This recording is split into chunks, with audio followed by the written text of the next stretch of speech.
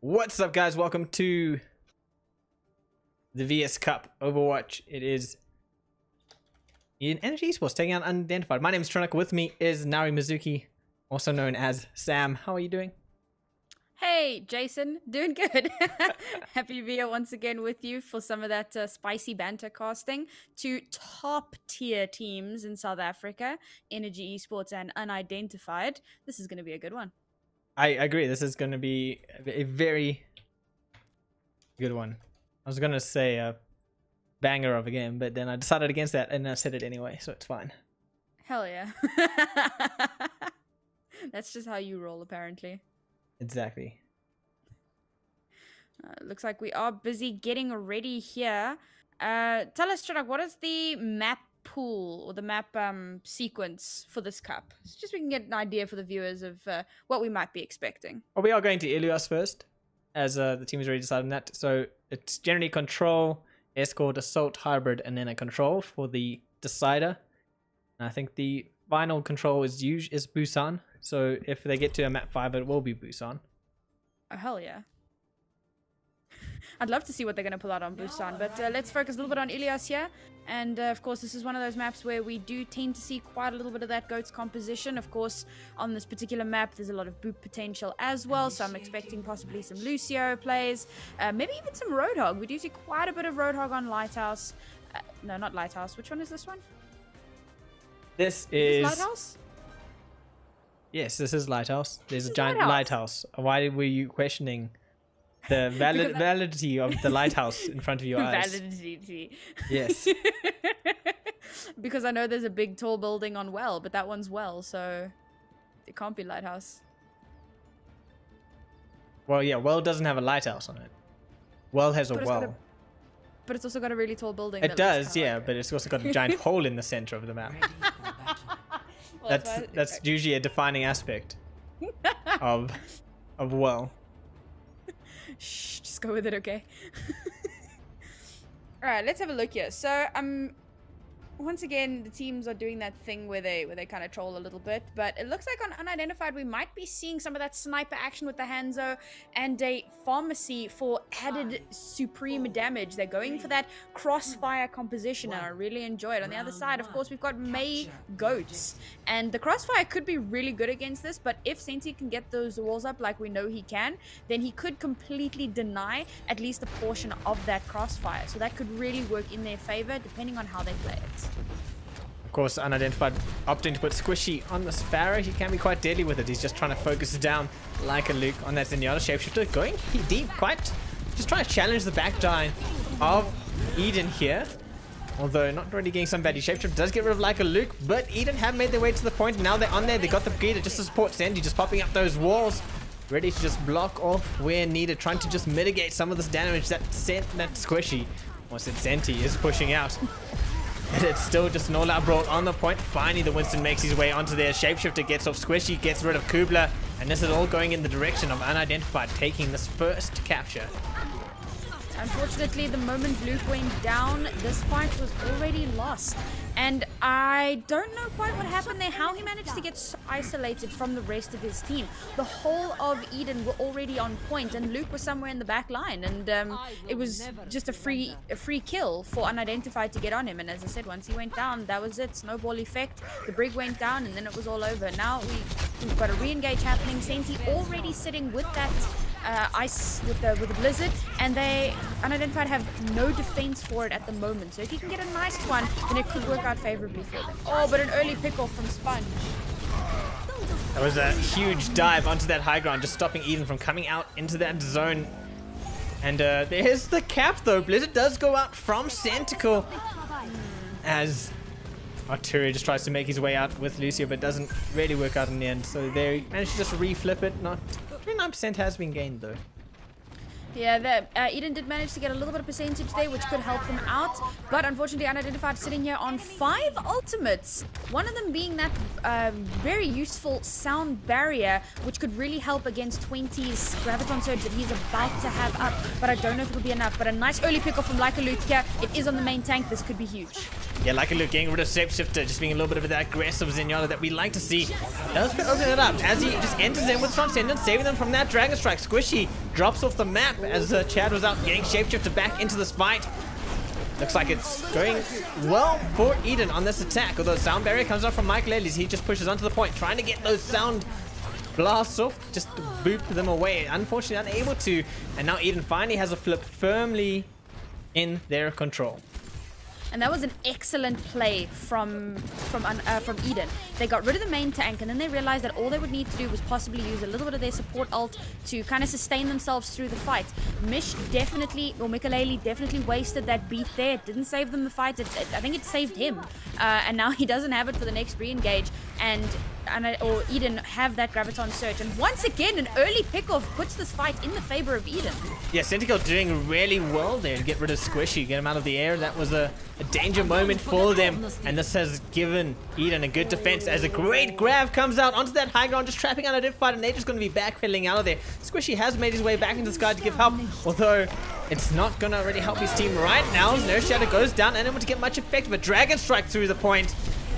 But still, zero value coming from this. This is Mike Lady once again on the point with the Lucio, trying to just make something happen for his team. He loves to be the aggressive support, and it does pay out in the end as they manage to just focus down Kubler. Although Eden not just going to sit back on their laurels as they come back in to fight it out. Blizzard goes out, manages to catch most of the team. Like Lely caught sleeping Squitch. He comes out with the barrage, but it's not going to be enough. Gets taken out the air, and it's a 3v1 on the point. It's just lonely Chad hoping to fly away with his Mercy's Lings. Is not going to happen as the first map or round of Ilios goes to Eden. Grifflet and Centicle really clutched out that last fight. That Graviton Surge coming through from 20, it pulled in a lot of players, so it looked really big. But all of the players they had half cover from the building.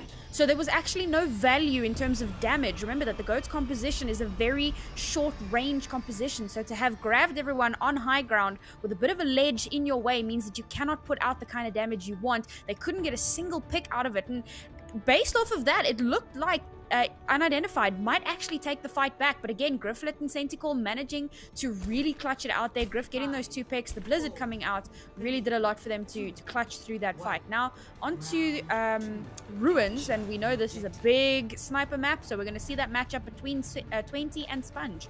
Theoretically, Widow should win this duel, but we do know that Sponge is quite dangerous on that Hanzo, so I'm really excited to see that, as well as this great Wrecking Ball pick here. They're opting for the 2 main tanks, and it's going to be good. It's definitely a more dive-centric composition. Well, speaking of dive-centric, Unidentified not holding back as they just try and jump straight onto the high ground, just pushing away Eden. Although the capture hasn't yet unlocked, so Eden's still in control. Centicle getting rid of Shapeshifter does open up a huge opportunity now for them to get onto that point themselves, although gets revived back in the battle. Gonna just jump down. 20 gets taken out. Griffler gonna be focused down by someone he should be able to counter, and it's now just Centicle and Kubler left alive on this point. And Kubler, he does love playing that Winston, but it's not going to work out if he's alone, and his team has found themselves back at spawn. They staggered him out a little bit there, and that was pretty well played. Now, unfortunately, Eden have to wait for him to get back, and 20's in quite a dangerous position over there. Does manage to get away. And that fight, those early pickoffs, and I cannot emphasize the importance of this Mercy. Having a Mercy makes your game a 7v6 if she can get her res off. But the moment you kill her, you immediately change that to a 6v5.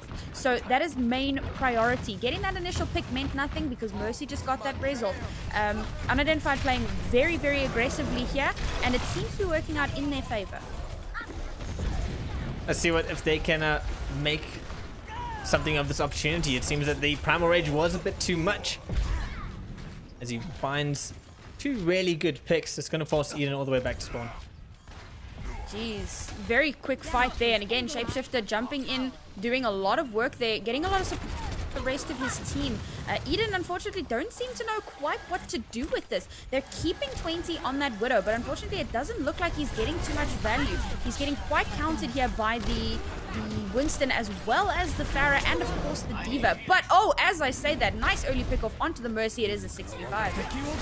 65, and it looks like Archery is trying to take the fight to the back as he front lines with this Lucio. Gets immediately spammed down by that electric gun of Shapeshifter, and a good barrage from Squishy finishes off this one. Eden just seem to be unable to find a way into this fight. Perhaps it's time to go back to their goats, Nari? Absolutely, they should be going back to goats. It's going to do a lot more for them against this composition, or possibly even some sort of a protect the McCree composition to try and deal with the Hanzo and the Pharah. At the moment, they're just running into a brick wall, and it's just not working out. You're powered down. Get in there.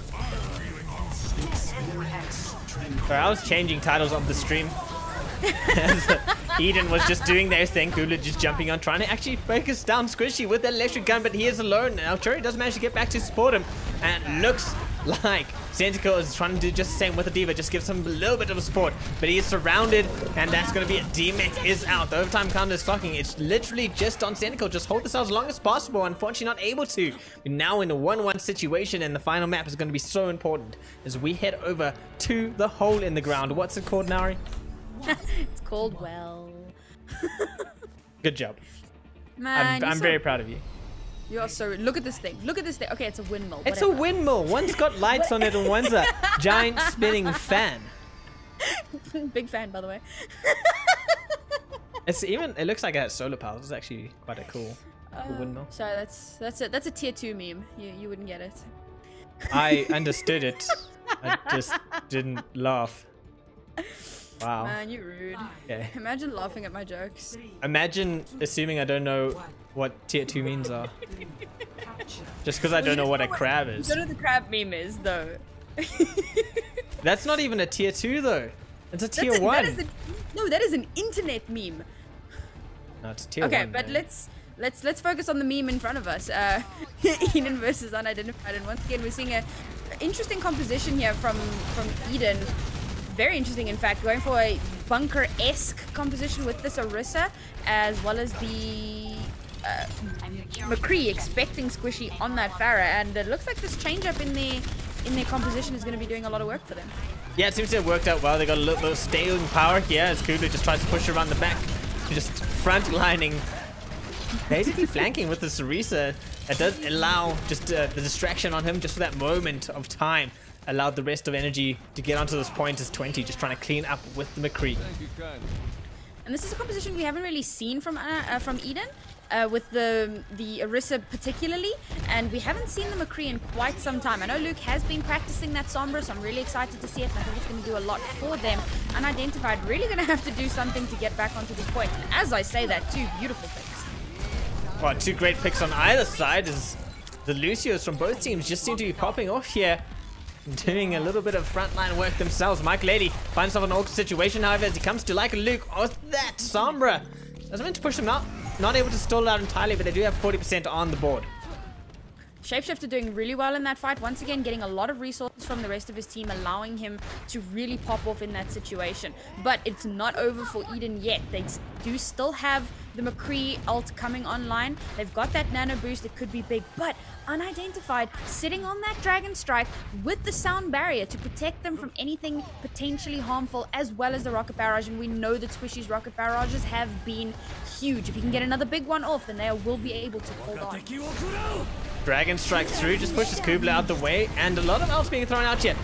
Divas self-destruct is thrown out. 4 outs on the team of Energy Esports, and the EMP does go out in that tight space. Unfortunately, not able to really stop Shapeshifter from popping his primal rage as he just goes in, finds Grifflet. Now he's in the back line, has that supercharger and focuses down.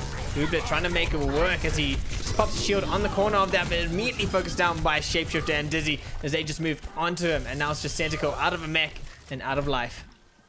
Unidentified doing very well here to focus down and isolate those supports, because as soon as the supports go down, it doesn't matter if you've got 2 big beefy tanks on the field, they've got no support. So they can't be healed up, and all you have to do is plow that extra little bit of damage into them. The target prioritization from Unidentified is very good here. Eden making a couple swap-offs here. They've moved 20 onto that Tracer. They're going for slightly more dive here. Doesn't really synergize too well with the Orisa because she's such a stationary target. Hopefully they will be able to make it work, but once again, a nice early pick-up from 20 will start this out. Not only nice early pick-up from 20, some great work by Griffith on Anna, just get an early sleep off right before the engagement came down. 20 now with the Tracer, expecting to probably just carry his team through this fight. He's trying to focus down Chad on that Mercy. And Chad's left running as fast as possible. The pick's coming off here. Sponge going down the moment he gets back into the fight. Bodes well for Energy Esports in this fight, although Squishy comes out with a barrage, doesn't get much effect out of it, and now it's just a frantic scramble from Unidentified to try to keep this point alive and make sure that they hold on to that overtime.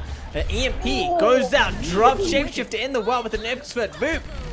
And it's looking bad for Unidentified as they are now just getting swarmed. It's just Chad. 22 health left on him. And he just gets out of that situation. So close to getting the flip. Energy Esports just needs an inch to go. And that's going to get it right there as Michael gets taken out by Centical.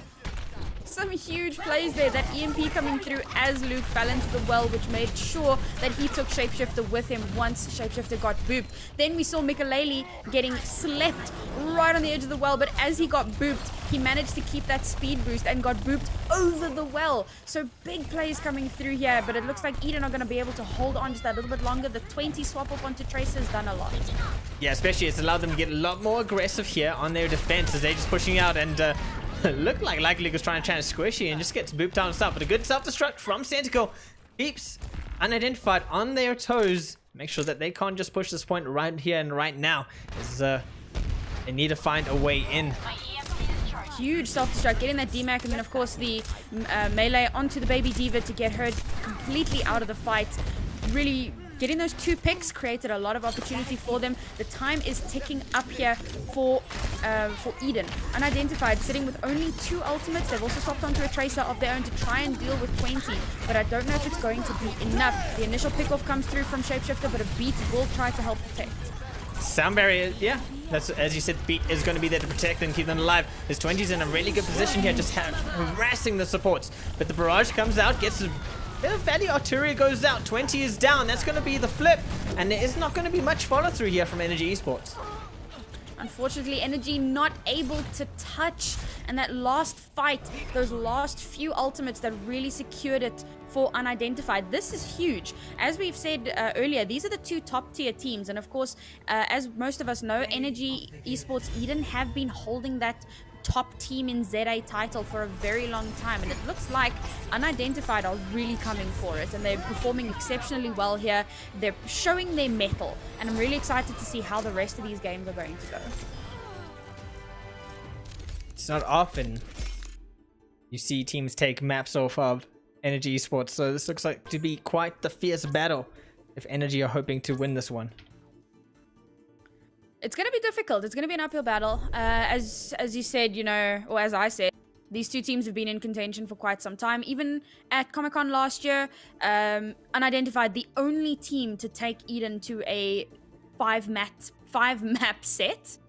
And it's these 2 teams that we've been watching and keeping our eyes on all along. It looks like Sponge is unfortunately disconnected, so we're going to wait for him to get back into game. In the meantime, I just want to talk about the flexibility of these teams. Specifically, Eden have been doing very well in mostly swapping up their compositions, trying new things to try and counter what's being thrown at them. Unidentified seem to be really rolling with this Hanzo Pharah composition. They only really swap off of it when they are not doing as well as they would like, you know? It's not a case of like going for an optimal composition based off of a map type or particular map. This seems to be their comfort composition, and I'm curious to see how that's going to work on our next couple of maps, because payload definitely favors a goat's defense. Don't get me wrong, that crossfire attack is exceptionally good on payload, especially if you come through with a triple or a quad DPS.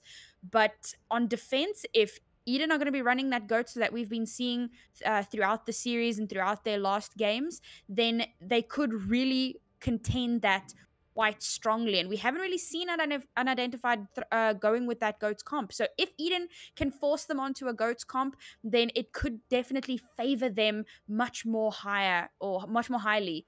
So now we're going to move on to Rialto, and this is a big payload map. It's a big goats map, and I'm excited to see what these teams are going to bring for us as we just wait for them to change their team names. I was so used to Route 66 being the next map that I'd already decided Route 66 was going to be the next map. But similar type escort on Rialto. I mean, that first section of the map can be so key in stalling out your opponents. Yep. Let's see what they can do here as Unidentified are going to be switching onto the defense this time round. And this courtyard, as you say, this is one of the most difficult places to push payload because there is so much potential for crossfire and flanking. And it makes it really difficult for teams to be able to properly push through. Hopefully we're going to see that Goats on defense. And what I noticed that a lot of teams do is they hold quite offensively. They kind of try to hold in spawn, and that can really backfire. It can work because you can get another fight out of it because you die close to the start, so the payload doesn't have very far to move and you can squeeze in another fight before the payload gets to the first checkpoint. But it can backfire, especially if you get staggered out. So waiting to see what we're gonna be watching here, and it looks like Unidentified are going to be rolling with that same composition on defense, with Eden rolling the Goats on offense. So these guys took everything that I just said and like flipped it around, and that's fine. We'll see how that works out for them. It is going to be the May Goats, which Eden seem to Can be. we not just call that a triple support? I mean, it is a triple support, but it is a particular variation. But I mean, it's a 3-2-1 is what it is. yeah. But if I say 3-2-1, people are going, well, what's 3-2-1? Oh, people are like, what's a May Goat? People are just confused. Let's see how they get onto this point. They do have a Churia with that amp it up if need be, just giving a little speed boost onto the payload. That's going to be helpful to them. And it looks like Unidentified will be holding quite far back. And as I mentioned, that can be quite dangerous. It does give your team the opportunity, or it takes away the opportunity of an extra fight on this defense. But the tanks are going in quite heavy here. They know that they can contest from this high ground, and that's really, really intelligent, knowing that Unidentified, or that Eden will be running this Goat composition. They can't really get the tanks up on that high ground, and they can't get to the Pharah. Big brain. Yeah, they knew the immobility of Energy's comp meant that they could hold their high ground for a little bit longer than normal. Although a great wall almost ended that in doom, as now Kubler has to push that W key and try to get forwards as much as possible, keep this payload moving. Dizzy, of course, has moved back to that balcony, opposing, just trying to keep this courtyard here to hold down, give some space for Chad and Squishy to get some big hits with the Pharah. Not having too much effect as of yet, as Energy Esports just lumbers forward, not too phased. Squishy sitting on this rocket barrage is going to be huge if he can get behind the shield of Kubler. Just waiting for the split, and this could be it. Although, Energy he gets pushed down, and that's going to be it, yeah. Yeah, Energy pushing really strongly here, waiting for that last kind of clutch moment to throw out that blizzard, and of course it worked out really well for them. They have managed to take point here, and it looks like Shapeshifter is continuing to contest this point, which I don't understand, because clearly you've already lost it. He's committed the Primal Rage, they don't have it, they're still contesting, despite the fact that Eden have already captured. Yeah, it's very interesting that they wanted to just keep going even after the capture, and all they did was just feed out charge to Energy Esports, and now have 4 outs with the 5th about to happen right before the next team fight. And that's going to be huge because they have a lot of opportunity here. They can throw out that Graviton Surge and follow it up with all manner of deadly dangerous damage. Unfortunately, Unidentified, they're not running any sort of big defense for that. They do have the beat, but I don't know if it's going to be enough. They pop the belt now. Hopefully they can get some value out of that. Oh, and a nice pickle from that dragon. Yeah, are getting some value out of the dragon, so at least one of the outs paying up for them. But Energy still sitting on 5 outs. Grip just pops his rally now, giving a little bit of armor. It's not a huge one to lose, however, and in this situation, Sponge just being focused down by 20 on the Zarya.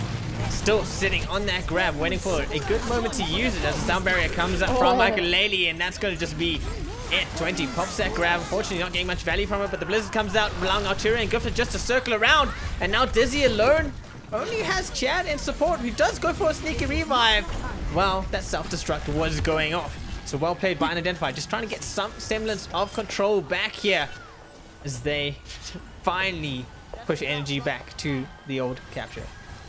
And that was a bit unfortunate there for Squishy. He found himself over the river there without his jetpack, and he fell into the river and died after Sponge getting that initial pick off. And it looked like Eden might be able to bring this back, and they threw out so many of their ultimates. They're still sitting on 2 ultimates, a big defensive and an Earth Shatter, so they should be able to survive if there's a barrage or a dragon that comes through. But oh my god, another Valk from Chad. He is actually huge.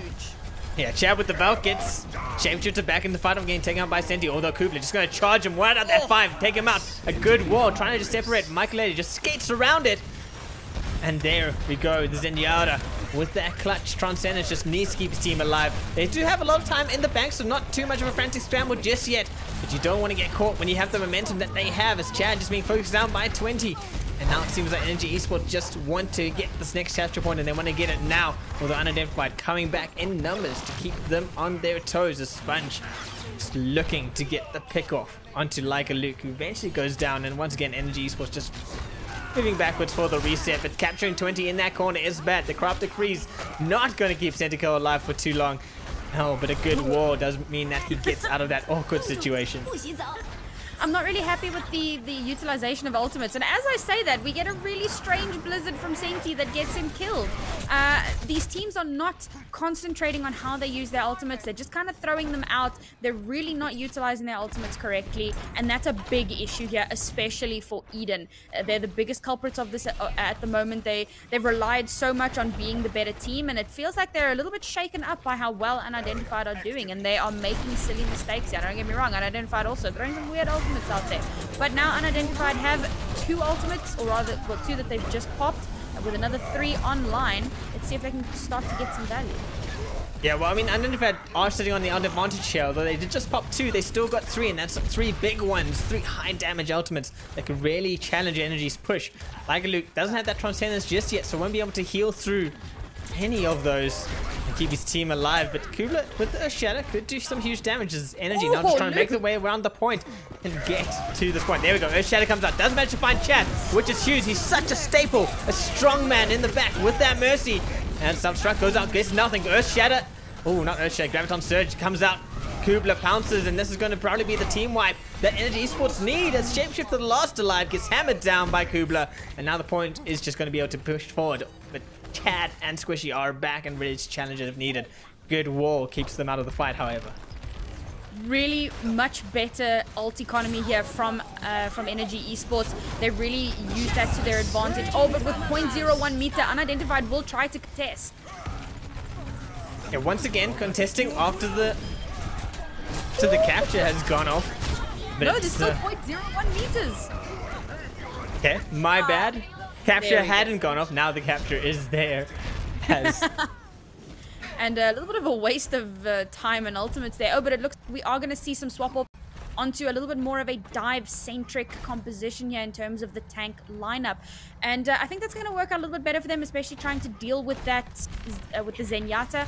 But they do still have that Brigitte, which is a big deterrent to this dive composition. And Eden playing quite aggressively, getting that nice big pick off onto Shapeshifter because of the wall and the lack of support. And it looks like Energy might just be able to roll through here. They do still have the Earth Shatter and the Graviton Surge and the Blizzard. And Unidentified with these late swap-offs will have nothing to defend themselves. A very filthy Blizzard comes out from Centico into the back there, tries to catch them behind the wall, but does push them out into an engagement they don't want to engage as the Graviton is there. Dizzy and Shapeshifter getting focused down, and the Dragon Strike not going to be enough as Energy Esports get 3-0, and I think they have about 2 minutes in the time bank. Very well played there from Eden. I just want to point out that Blizzard got eaten.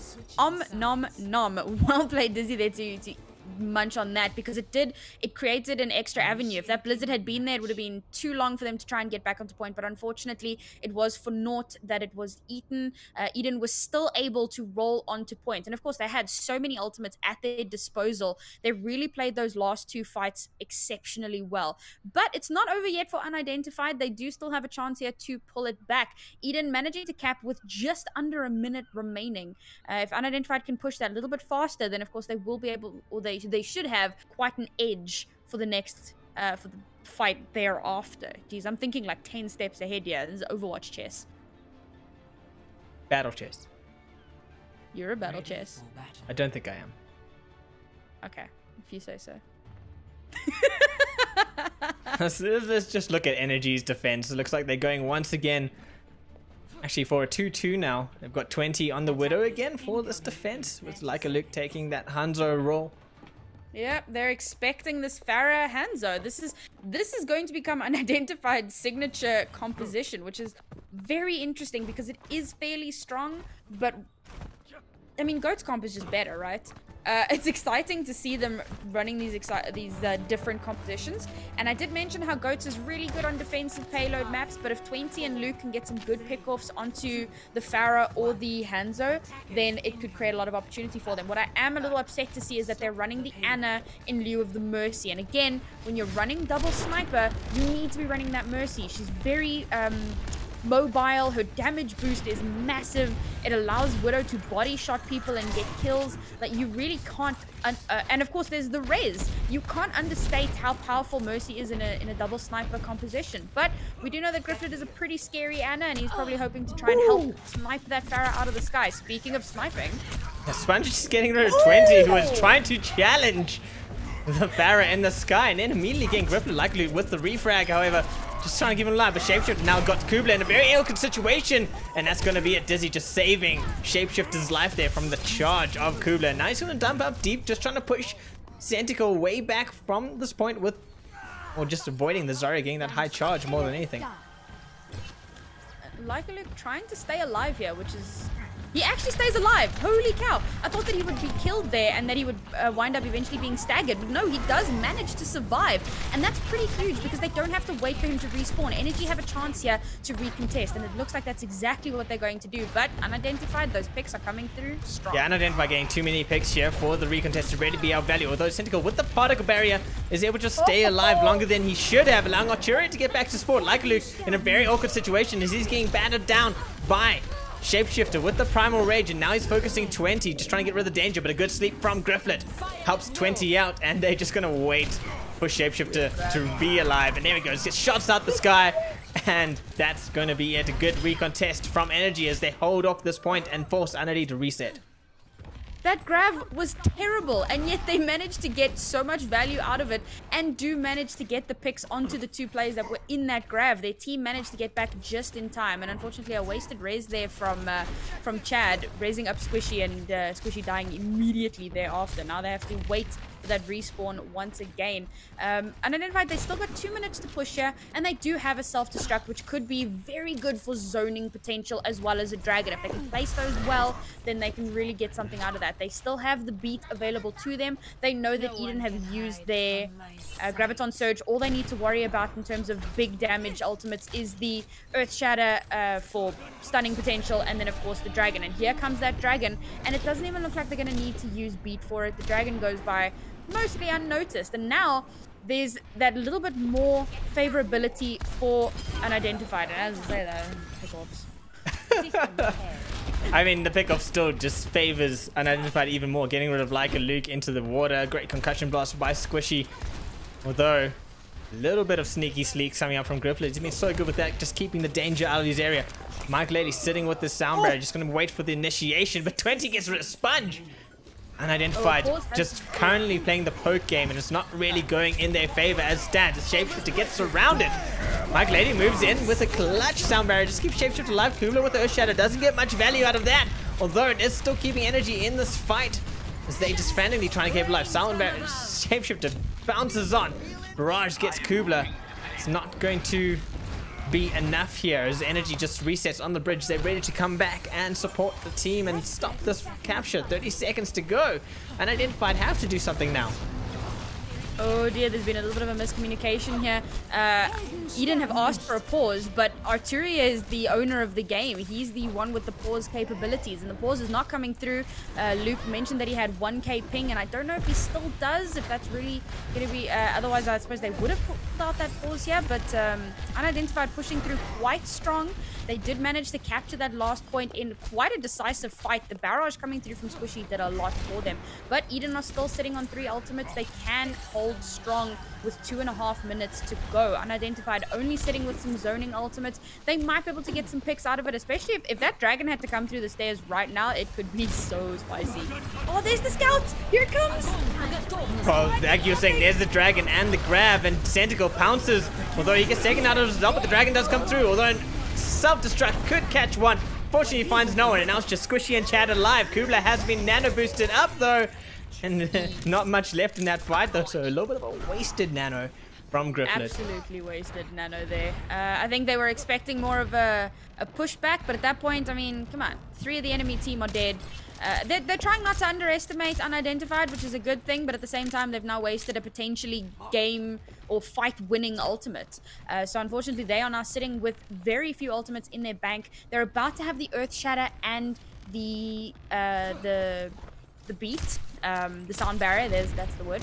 And on Unidentified side, they're only really close to the barrage and the Valkyrie, which could be huge. But once again, these early pickups from Eden are so huge. But the res will come through and bring it back to a 6v6. And there's a wasted res in the fight, so if Eden can get another pickup, that could be huge. As Shapeshifter pounces onto a Roadhog, gets the hook off Sentico, trying to do some work, but a good barrage in behind the shield of Kubler gets rid of that. And Kubler just charges out of a very awkward situation as Dizzy finally steps down off the high ground onto the payload. Dragon Strike does go through from Like a Luke, and he finds Michaelele, and then Kubler pops off shortly after that. Like a Luke just trying to try to finish off Dizzy, who jumps off for the reset. Great team fight, really well played by Energy there to come back from what could have potentially been a bad situation. It looked like they should have lost that fight. There were some good trade-offs there, but Energy were in a little bit of a... and they weren't quite sure what to do, but it didn't matter. They threw out that dragon, and great communication between the Hanzo and the Reinhardt. As soon as the dragon came out, we had that Earth Shatter come through, and it made it possible for that dragon to get a little bit more value. But now we're getting the early pick off from Sponge onto 20. It's a 6v5 here with the dragon coming out. Yeah, dragon out, sound barrier is on. Michaelele looking good as he's just trying to focus down Sentico in a very awkward situation there. Sentico is out. Energy Esports on the back foot now. Kubler's trapped in the corner. And the Unidentified are looking good for this final push in overtime. It's just Grifflet remaining ready to contest this point, although Arturia has been nano boosted up. Who doesn't love a nano boosted Lucio as he comes out? Dragon Strike is there. It's not going to find anyone, but it does just block off any sort of forward momentum from Unidentified for a short amount of time, but it still is not enough to stop Unidentified from going. Looks a little bit frantic from Energy Esports here as they seem to be staggered, but Santigo with the whole hog finds shape, but just Squishy goes down. The self-destruct not going to find anyone, and that's going to be unfortunate, but a little bit wasted out on Unidentified side as Energy Esports are looking just to converge with them and shut them down completely. Chad goes out, and that's going to be it as Energy take map 2 of this VS Cup game. I'm sorry, Sam. You can talk now. Thanks. I appreciate that. I just lost all my momentum, but it's okay. No, I'm kidding. There's just way too much momentum. So, Unidentified were looking so strong in that last fight there. They managed to get so many pickups. That's a fun play of the game. Just get right up in his face. Hey, you shouldn't be sleeping on the job. Sleeping on the job. How dare you? Caught sleeping by a widow. It's not a good position to be in. And he's right up in his face, like, "Hey, buddy, what you doing? What you doing back here? What you think?" That's what happens when you're too aggressive with a Winston and there's a very, very eager Anna with a sleep dart. SMH my head, am I right? So yeah, that last fight, Unidentified were looking so very strong in their attack there. They got so many pickoffs, and I was actually, I remember thinking to myself, Eden, you guys can just do a soft reset. There's still a possibility here for you to regroup and recontest. It's in overtime. If you let them push like 2 meters, it's not going to be the end of the world. You can still take it back. And despite that, despite the fact that they remained very aggressive and kept pushing so heavily into Unidentified, they were still able to flip the tide of battle, basically. And they did manage to take it back. They made a couple of swap-offs onto some stall pick type heroes. We saw that Tracer come out. We saw that Wrecking Ball come out. They were really trying hard to contest it there, and it did manage to work for them exceptionally well. They held on to that point, and they did take the second map. Score now is, of course, 1-1, and it looks like we're moving to another lobby because people are having some game issues. And we'll keep you updated on that as that changes. As it happens. On the hour. As it happens. In the hour. Every hour on the hour. That one. Same time, same place. That's the words I wanted. Was the words I wanted as well. You know what? We helped each other get there. That is true. We are going to go to a hybrid map now. No, it's an assault map. Assault map now. And then a hybrid. Actually, we might No, see we all just 5 saw- maps. No, we didn't see assault. We saw escort. I'm dumb. Cool. That's okay. I mean, you assault a payload, right? Hey. And the other team defends. They're kind of the same thing. Same but different but same. If you're gonna quote something, at least get the quote right. Okay, how do I quote it? Same, but different, but still same. Okay, so literally one extra same. Yeah, Fair. it's if you can't get the same, then So what I said was in fact same but different but same. it's still same. But still same. That's You some haven't. still sameception. You're still getting it wrong though. Your face is getting it wrong, Jason. Wow, my face is fine, and my face is getting it right. Okay. I'll be the judge of that. I judge you incorrect. I don't think you can judge me on this. Well, I just did. What you gonna do about it? I'm done with you. Alright, sorry guys, we are still waiting for these teams to come back here. Waiting for 2 more players from Unidentified. And as soon as they back in, we will jump straight into our next map, which we still don't know what that is either. Oh, Mikaleli has stopped playing Overwatch. Yeah, his game's bugged up, so That is unfortunate. And it is 10-8. When is our next game? At 8 or 8:30? 8:30. Okay, so there's We'll still some make it. time. Hell yeah. One of these teams, it's 1-1 now. One of these teams just has to 2-0. Just have to 2-0. Just have to 2-0. Exactly. It's simple. Just 2-0 for head. For head. Just click on all the heads, get that fat 2-0. Easy clap. I'm gonna go with Hanamura. My assault Hell yeah. map pick. I would like to see Hanamura. Another good one that we've been seeing a lot of in contenders has been Horizon Lunar Colony. Wait, is there a map pool? Or is it like whatever maps you want? There is a map pool. What's a map pool?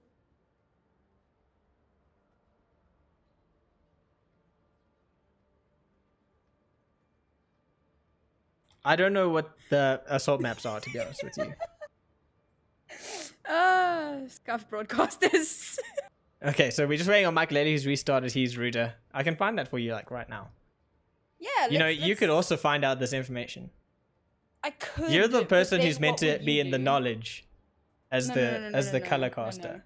No. Don't try and shunt this onto me. We should both be knowing these things. I disagree. But it's fine. I'll give you a pass because you're producing. Let's pick a random team and look at their. Yeah, I'll give you a map pool. It should be Hanamura or Volskaya, but we're using a different map pool because it's the VS Cup. So I'm actually not too sure. I guess we'll find out in it. Indeed. Okay, Mish has reopened his game. And he will be coming back in now. We're just waiting for Unidentified to choose the next map. Obviously, as the losers of the last round, they do get to pick the next map. And then Energy Esports get to pick attacking or defending, which doesn't really matter. No, it does. I'm thinking of King of the Hill. Yes, it absolutely does matter. So, just waiting for that map pick. Oh, Volskaya and Anubis. Nice. I'm really hoping to see Anubis. I really enjoy Anubis, and I think that's definitely going to favor Unidentified. Wait, Horizon or Temple? Anubis or Horizon? What is going on? Okay, they've chosen Temple. So, as I was saying, Temple of Anubis will really favor the compositional choices that Unidentified have been making. There's quite a good ceiling there for Farah, so it gets really easy for her to get a lot of rockets in, and of course, there's quite a lot of high ground that Hanzo can try to capitalize on and use to his advantage. But we also need to keep in mind that it is just as good for Widowmaker. There's a lot of good sight lines, especially on that first point. If 20 can get some pickoffs onto Sponge on that, or onto Squishy on the Farah, then It's definitely going to swap it up into their own favor. So I'm excited to see what's going to happen here. I definitely don't think that we're going to see too much goats from Energy going forward. They have realized that Unidentified are running this new composition that's giving them a little bit more trouble, and now they're going to be working to try to counter that as much as possible.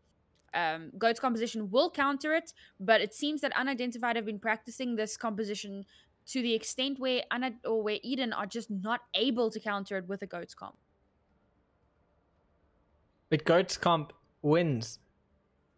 It does win, but only if good. Just go Goats. That's what they say. Just go. When in doubt, goats it out. No, don't do that. Now. What do you mean don't do that? That's exactly what you do. This guy trying to tell me how to live my life. I will. I will tell you how to live your life. There's a Murloc on here. Do you know that? I did not. I know that there's a Murloc on Blizzard World, if that helps. That makes sense because it's Blizzard World. Yeah. This isn't Blizzard World. I'm pretty sure there's Murlocs on Hollywood as well. Like, Blizzard love these little Easter eggy type vibes. That is true. That is true. And the design and detail on all of these maps always astounds me. Like, the amount of work they put into it to get those little details right. It's not just a case of, like, here's a little piece of ground for you to play your game on. There's posters and bells that ring and little Easter eggs that if you ring it in just the right way, something cool will happen. And that piano you can play. Oh, the piano. Crab Rave on that piano. Ah, it's a masterpiece. Okay. You're obsessed with this song. It's a good song, to be fair. Crap. Alright, so what defense are we seeing here? So, as I mentioned before, we're going to on that Widowmaker, and he's going to be doing everything he can to shoot down the Pharah that's not there! Unidentified, you've just debated the whole of Eden. I can't even speak words because of the level of this debate. And I'm really surprised because this is known as a very good Pharah map pick. And I think this might have been their plan all along. Confuse Eden into believing that we're going to continuously run this composition and then swap it up. But it doesn't matter. Kubra will get that first pick off onto Mish. Followed by a good hack. Well, yeah. Like I said, a good Goats can win this out, but it doesn't seem like that's going to be the case just yet. Like Luke just being able to spam down 20, popping off onto Sponge, getting rid of the Brigida is huge. His energy are just able to hold this out. Just getting rid of Shapeshifter, who's clearly a bit more adept diving into the battle than being a slow Reinhardt. I think this just comes back to what I was saying about how we haven't seen Unidentified Goat's composition so far, and I think it is because they do seem to be running a weaker composition here. They're not playing it as well as they should. Their cooldown utilization isn't as good as it could be, and of course 20 getting the dinks onto Shapeshifter is not exactly helping your cause. They are going to have to wait for him, but Eden are going to engage anyway. Oh, Eden can engage. They got a good pick. They got rid of that main tank, and they've got them in a tight space. The infrasight is out, so they have the knowledge of where they are, and now it's just on for an idea to weather the storm. Weather the energy that Esports is going to bring, if you know what I mean. That was a terrible pun. I apologize. It was a pretty bad pun, but it's okay because we appreciate it. Shapeshifter going for an interesting flank here, trying to get onto 20, but if 20 can get 2 headshots again, it's going to be over quite quickly. Oh, but the reinforcement, very well played there, and a huge EMP. Yeah, an absolutely brilliant EMP just goes into the back line, puts Michael without any speed, and that's not Michael. That was Chad. And now they're just going to get easily eaten away. Sponge not going to be able to focus down 5 of them at a time. And, you know, Brigitte is strong, but not 5v1 strong. And now Unidentified are in a very difficult position. If they roll out with the composition they've been running thus far, it's going to be difficult for them because they're going to have to contend with 20's Widowmaker as well as like a Luke Sombra. But what they're running at the moment is not working. This is a composition also known as floats, which could very well become the strongest composition in the meta very soon due to the changes to armor and beam type damage. But it seems to be a composition that they're incredibly weak on, and that's causing a lot of distress. Nice body block from Squishy. Yeah, an excellent body block to keep that Diva Bomb from being able to have much of a success. Michael comes out with a Transcendence, just trying to keep his team alive. 2 picks for Unidentified means that they have a great advantage in this fight, but Tentacle's not going to give up anytime soon as he just bounces onto that high ground, trying to challenge them out. Although they are being able to capture this one. Kubler finally makes his way back. Is going to jump down, supporting his co-tank of Centacle. Just trying to spam down, get rid of it. Mike Lady comes out firing. And now it's just Grifflet alone, and he's just trying to contest this, keep them from getting as many ticks as possible. Grifflet goes down. 20 has switched down onto the Tracers, getting some high mobility in here, but it's not going to be enough to stop them from getting 3 ticks and moving on to the second capture.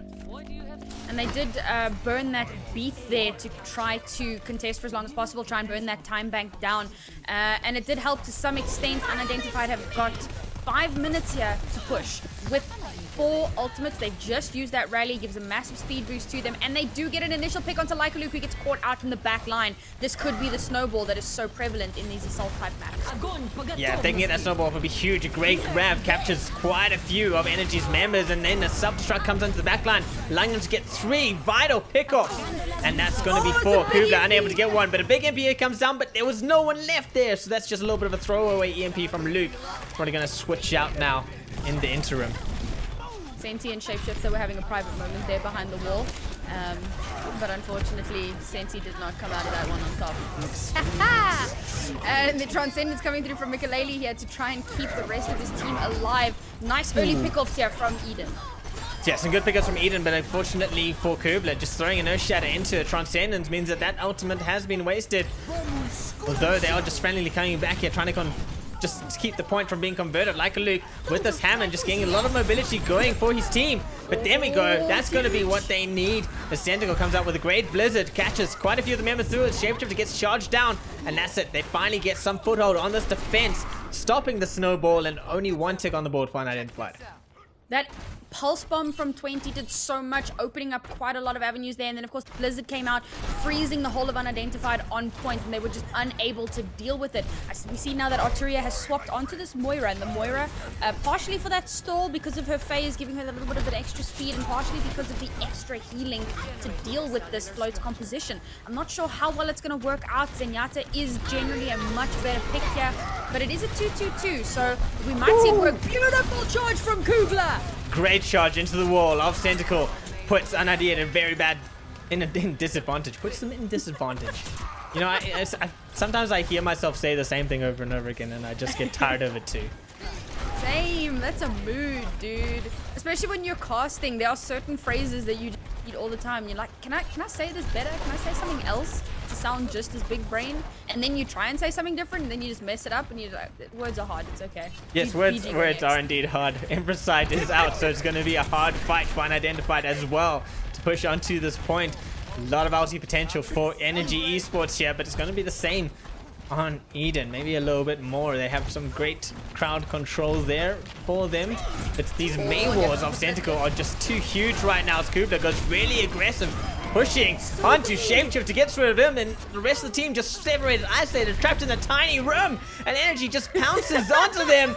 No ultimates really used. Like Luke coming up with that grab very soon, and only 1 Blizzard thrown out in this fight. Energy in a great situation here to defend this point out.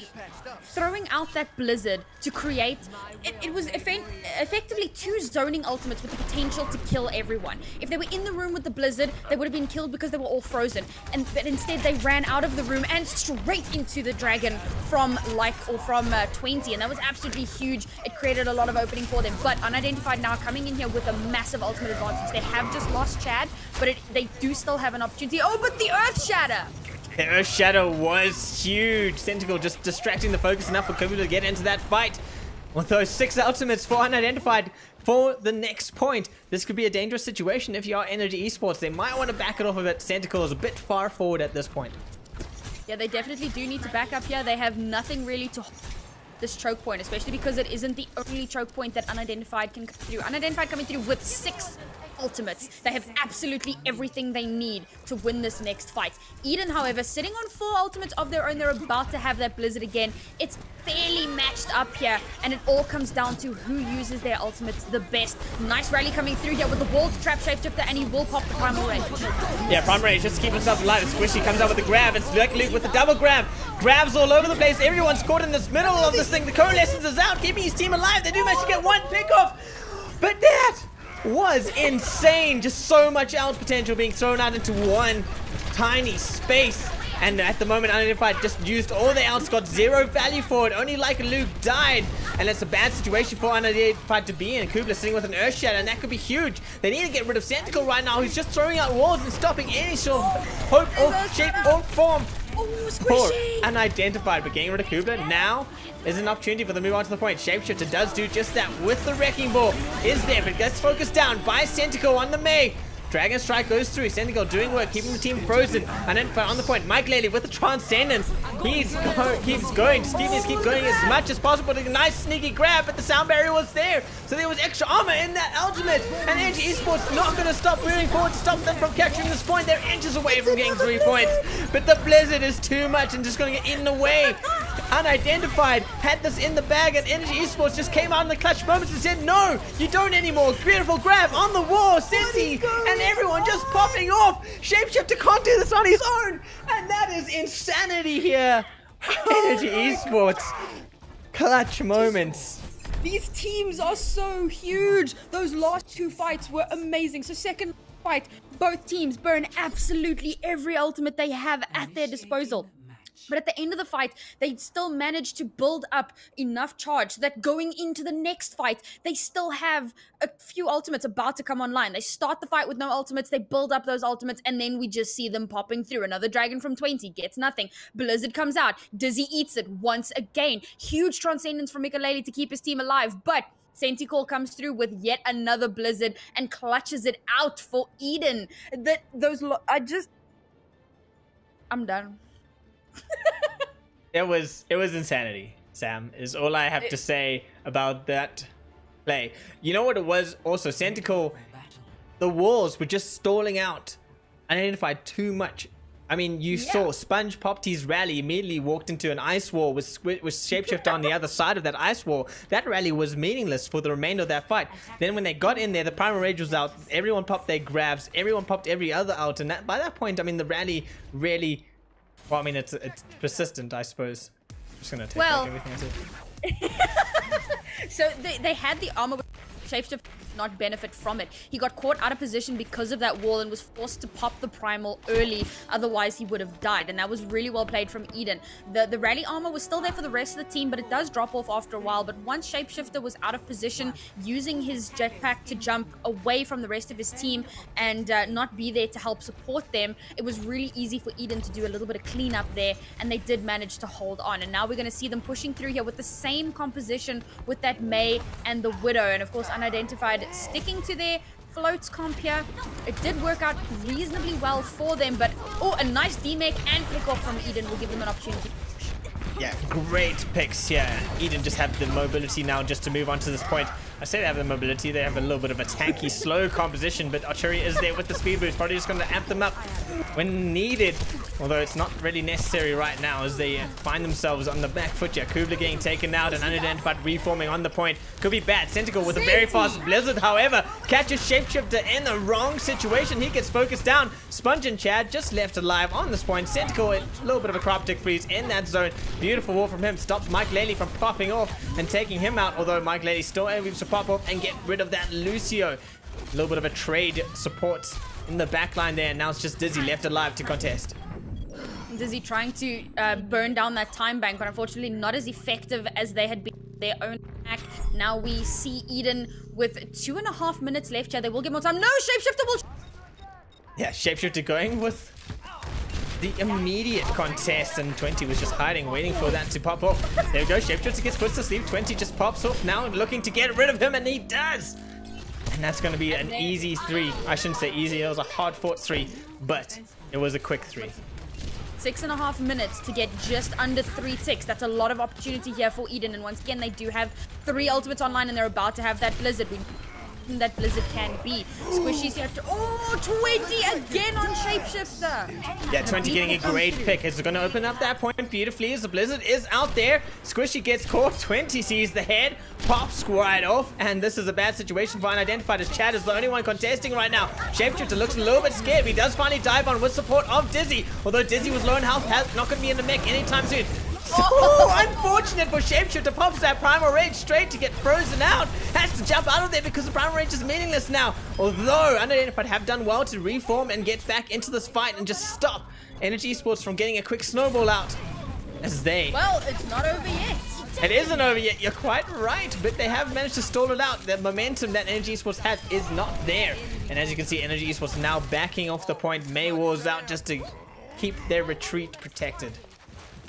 What an insane fight, and I cannot overestimate or overemphasize Senti on this doing so much, getting these blizzards so quickly. Almost every fight, or at least every second fight, we're seeing a blizzard come out from Senti, and he's about to have yet another one, and they've come in so clutch for Eden for the last 2 maps and this one as well. But Unidentified, they've got a beat now, they've got a Graviton Surge, and they're about to have yet another Primal Rage. They do have a chance here, but an early pickup from 20 on the Shapeshifter could change everything.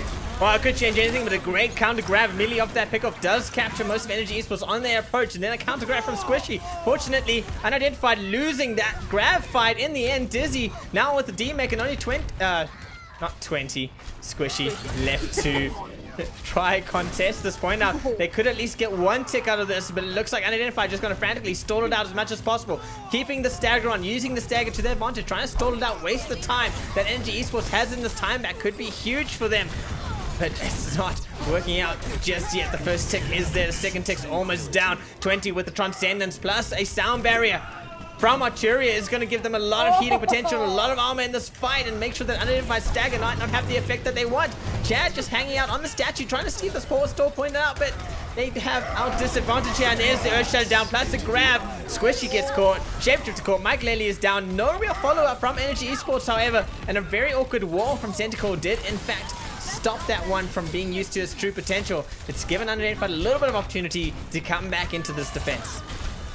And Eden are still fighting it out here so vehemently, and they've so much time. If they had reset, they could have been coming back in for another proper engage. Now they're just continuously kind of stalling it out over and over again. Yes, they are getting the picks, but they're not winning these fights. It's just because of the spawn advantage for Unidentified, they're not managing to get onto point and hold on to it. And now they are definitely going to lose this fight, touch wood.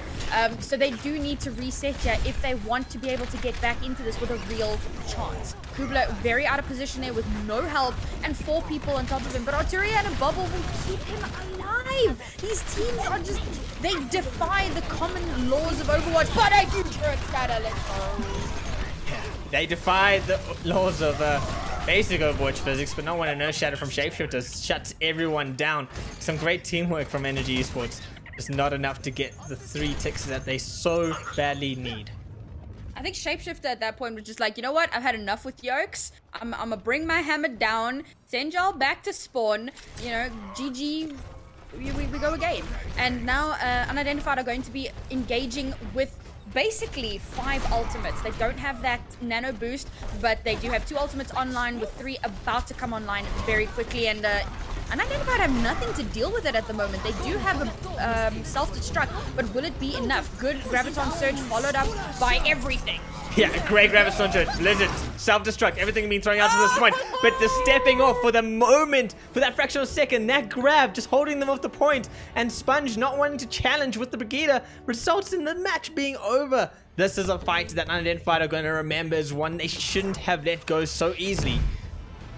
Yeah, and I think that grab, having them, I mean, just so close to the edge of point there, they really wanted to try to test it there, but they were just unable to get on. And of course, you got a lot of boops coming through here from the various, from the Lucio and from everybody else there, and the May freezes. It was just so difficult for Unidentified to get on. But yeah, I'm gonna call that a C9. And I want to point out to everybody, Senti, with his 14 Blizzard kills, 41 eliminations. Senti Call is by far one of the top South African players, and his May is just... I'm going to call that a forced C9. Okay, but how do you... Did you not see that grab that hold them off the point? You'll upset Twitch chat, okay? They don't believe in forced C9. That's 100% a forced C9. It's a forced Cloud9. I wouldn't fault unidentified at all there. There was not much they could have done in that engage. It was very unfortunate, and the score now is 2-1 to Energy Esports. This is last map territory, and this one is going to be a hybrid map. We're finally getting to that hybrid, and now this is one of those maps that we see a lot of goats on defense, quad DPS on attack for first point, where after the attacking team will swap over onto a goats composition of their own. But I'm not too sure if that's what we'll see. Wait, am I wrong? Is this a best of 3? It is the cup, so it probably is a best of 3. Oh. That's awkward. That is a little awkward. We totally know what this game is and what we're doing. We know how we know how Overwatch works. It's okay, because this isn't Overwatch, this is a league. That's probably worse. This isn't a league, this is a cup. Fair. It is a cup. But it is a cup. It's not a best of 3. Oh, it's not a best We've of been 3. debated by Like a Luke. We've been hard debated. Yeah, hard debated by Like a Luke. Oh, come on, Lukey. Get back in here, buddy. I'm going for that last map territory. I just feel kind of dumb now because we talked about how we don't know things, but we actually did know things, and if we had just waited... Well, see, the thing is, if right. it was a best of 3, then we didn't know things. The fact that it wasn't a best of 3 and is a normal best of 5 doesn't make us that we don't know things. We still don't know things. I didn't follow that at all. You see, you don't know things. Exactly. You've just proven my point entirely. You know what my comeback to that is? No, you. Looks like we are going to Hollywood, however.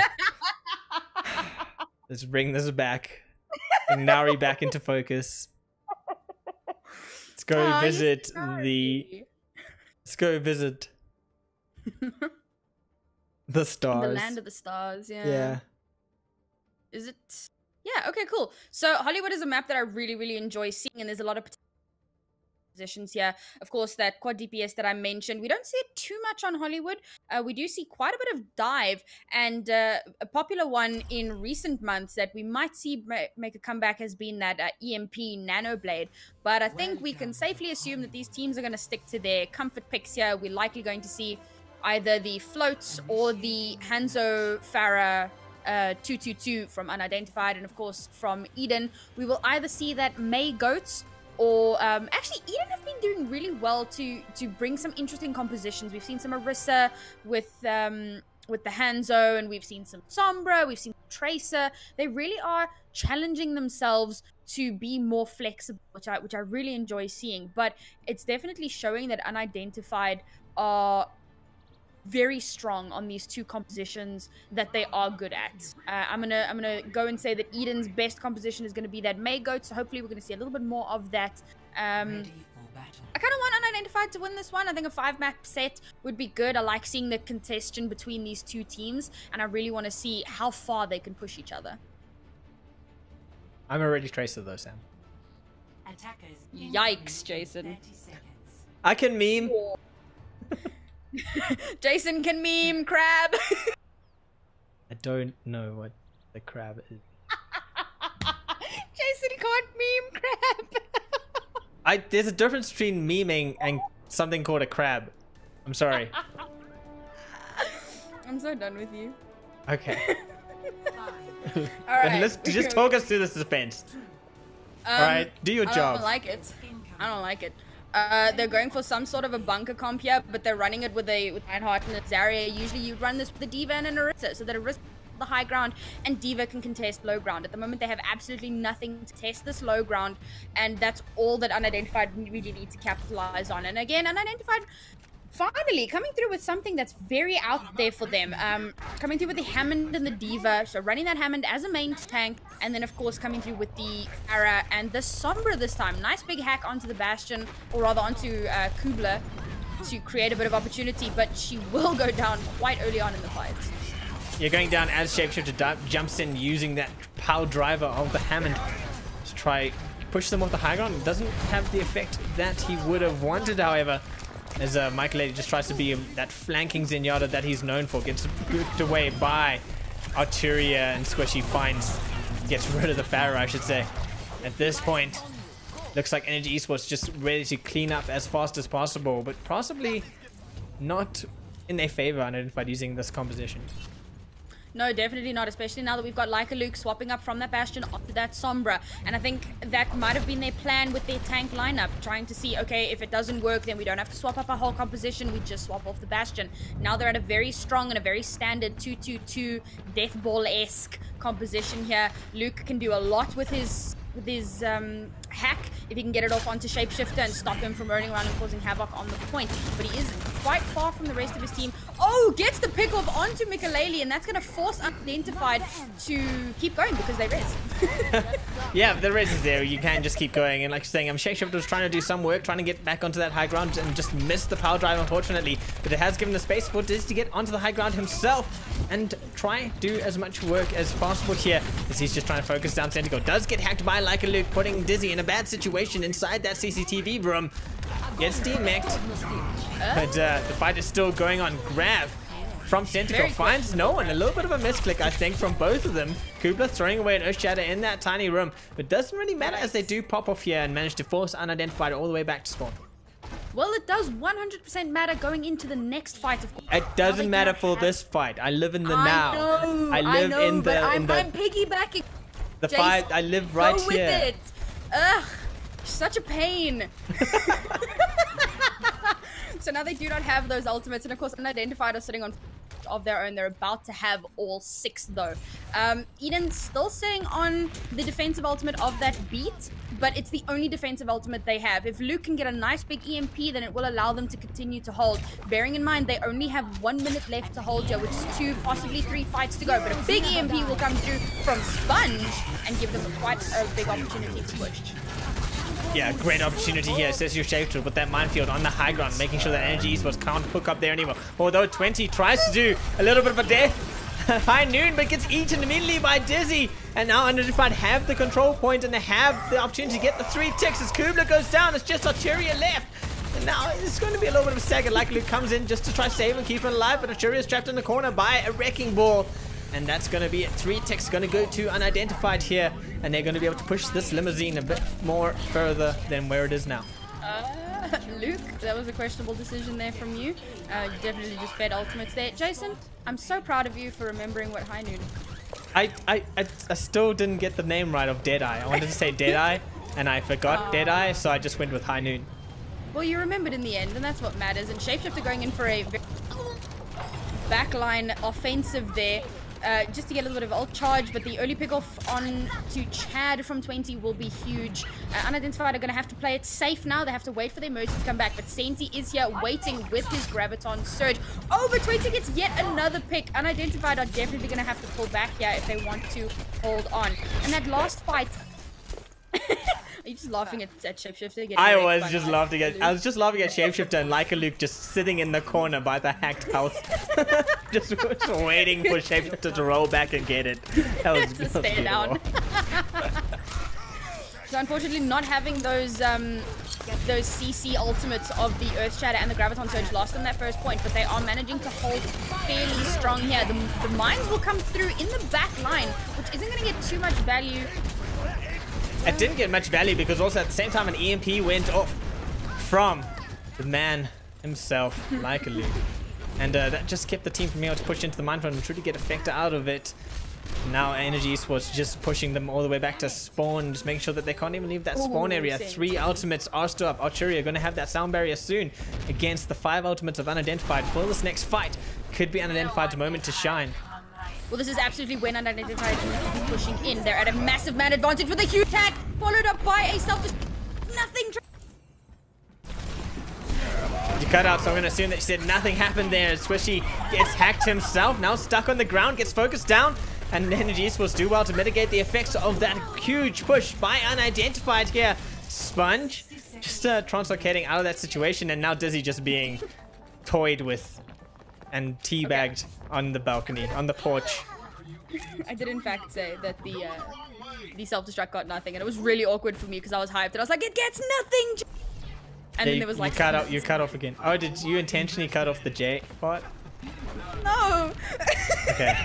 Because you didn't say, it sounded like you're going to say gets nothing Jason, but it just comes out, it gets nothing That's a oof is what that is. And now we get an early pick off from Mikaleli. They dive the back line, unidentified with a different approach here, and it is going to work out a little bit better.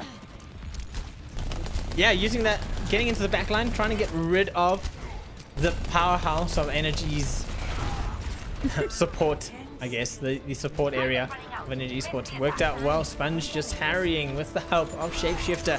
Although Kubler pushes a bit too far forward, Sponge was ready to pounce with the hack and that machine pistol. Although a big EMP from Like a Luke gets into the back line. 3 are caught. Shapeshifter gets charged up by Kubler. Goes down. Dizzy. He's put to sleep. Chad with the Valkyrie trying to keep him alive is going to go for the revive on Michaeleli, but a grab comes out catching Michaeleli as he gets, and Chad gets caught in that too. No picks come out of that one, however, although unidentified are on the back foot here in a really bad situation as Michaeleli now getting focused down by Centicle. He goes down. Dizzy going to get demanked and taken out of this fight, and there's no chance that Anadi are going to be able to get back in time as a good hold from Energy Esports puts them in a great situation for their assault. Really well played there from Energy Esports. They pulled back. They knew the disadvantage. They knew that Unidentified had a little spawn, and so they pulled back. They waited to regroup, and then they pushed in with the EMP, and that EMP came in so clutch, managing to get 4, and then Like a Luke getting the pick off onto Mikaleli there early on. Wait, he killed the Zen, but then the Zen came back with Trance. Did Mikaleli actually get back from spawn in time to pop that Transcendence? That's quite huge, but unfortunately it wasn't enough. No, Michaeleli was revived. Oh, that's fair. That's fair. Yeah, and then got immediately focused down by Centicle and Zarya after the grab. Oh man, these teams are actually performing so much better. If we look back on the first map and how the teams were looking, it was very, very evenly matched. Unidentified coming through so strong and so clutch, managing to take that first map. And then we moved on to maps 2 and 3, and Eden slowly started to show the team that we've known up until today from you know, basically their inception time. They're starting to play better. I think they came into this, I know that beforehand they said, you know, Unidentified have probably planned for us. They have an idea of what we're going to do. So, but I think they still came in with a little bit of a mindset of, but it's okay, we can, you know, we can win this. And Unidentified really showed them exactly where their thinking was wrong on that first map, and it's forced them to really come back and change up their style of play. Their cooldown usage has been better. Their ult economy has been better. Overall, they're just playing that much better. Unidentified, I'd really like to see them with more of these interesting compositions, but I also want to see them with what they've been playing that's been working so well for them. I think if they swap up onto that floats, the floats did well for them. If they can utilize that just a little bit better, then they should be able to push to the end. Or rather, well, they're defending now, so they should be able to defend and hopefully get that full hold that they desperately need.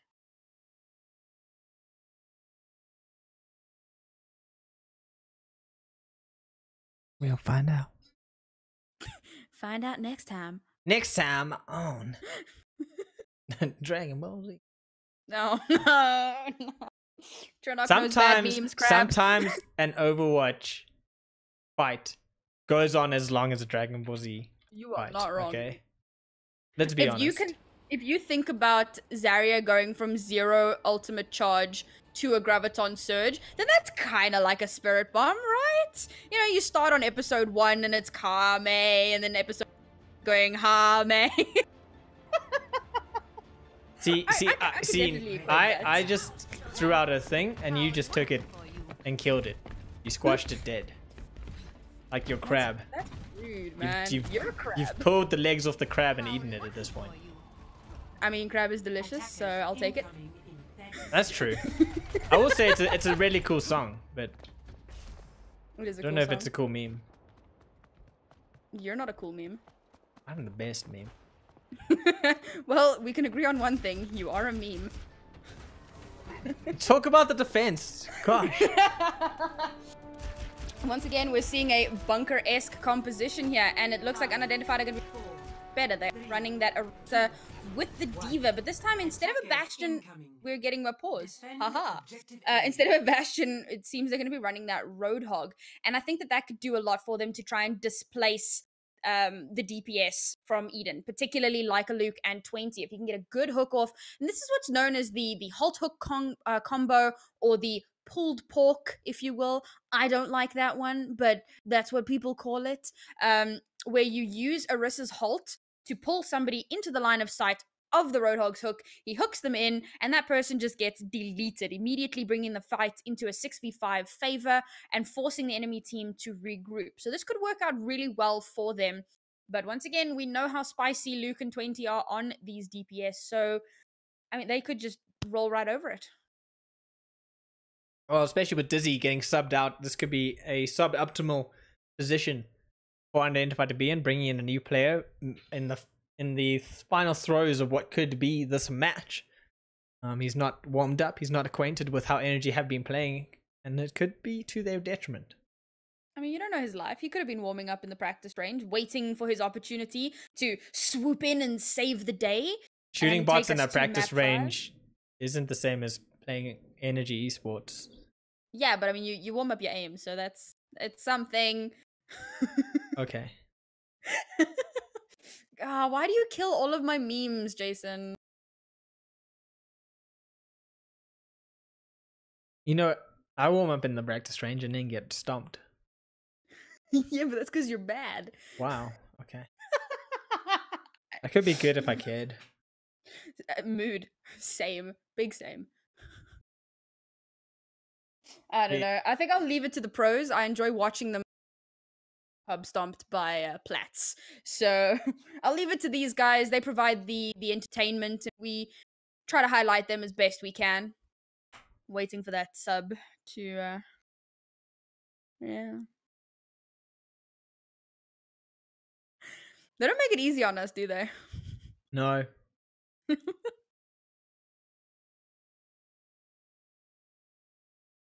Who do you think is going to be brought in here out of the subs that Unidentified has available? Maybe Not Groot? Hey, Not Groot started playing Overwatch. Damn, I'm big brain. 900.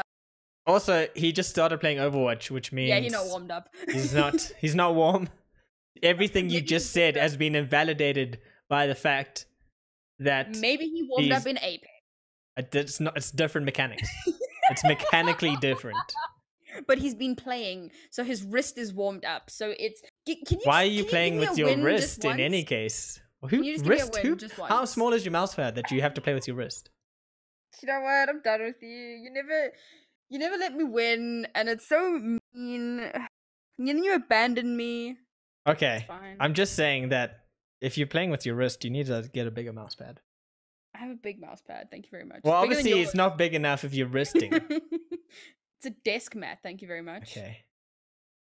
It is going to be the debut of Not Groot in Unidentified. Quite a tricky situation to be thrown into here. Your team has to win this. He hasn't played a VS game since since the end of the last season, effectively. He became a sub very early on in this year, and he hasn't had a chance to perform or to play at all. Hopefully he's been playing in scrims or practicing with them to some extent.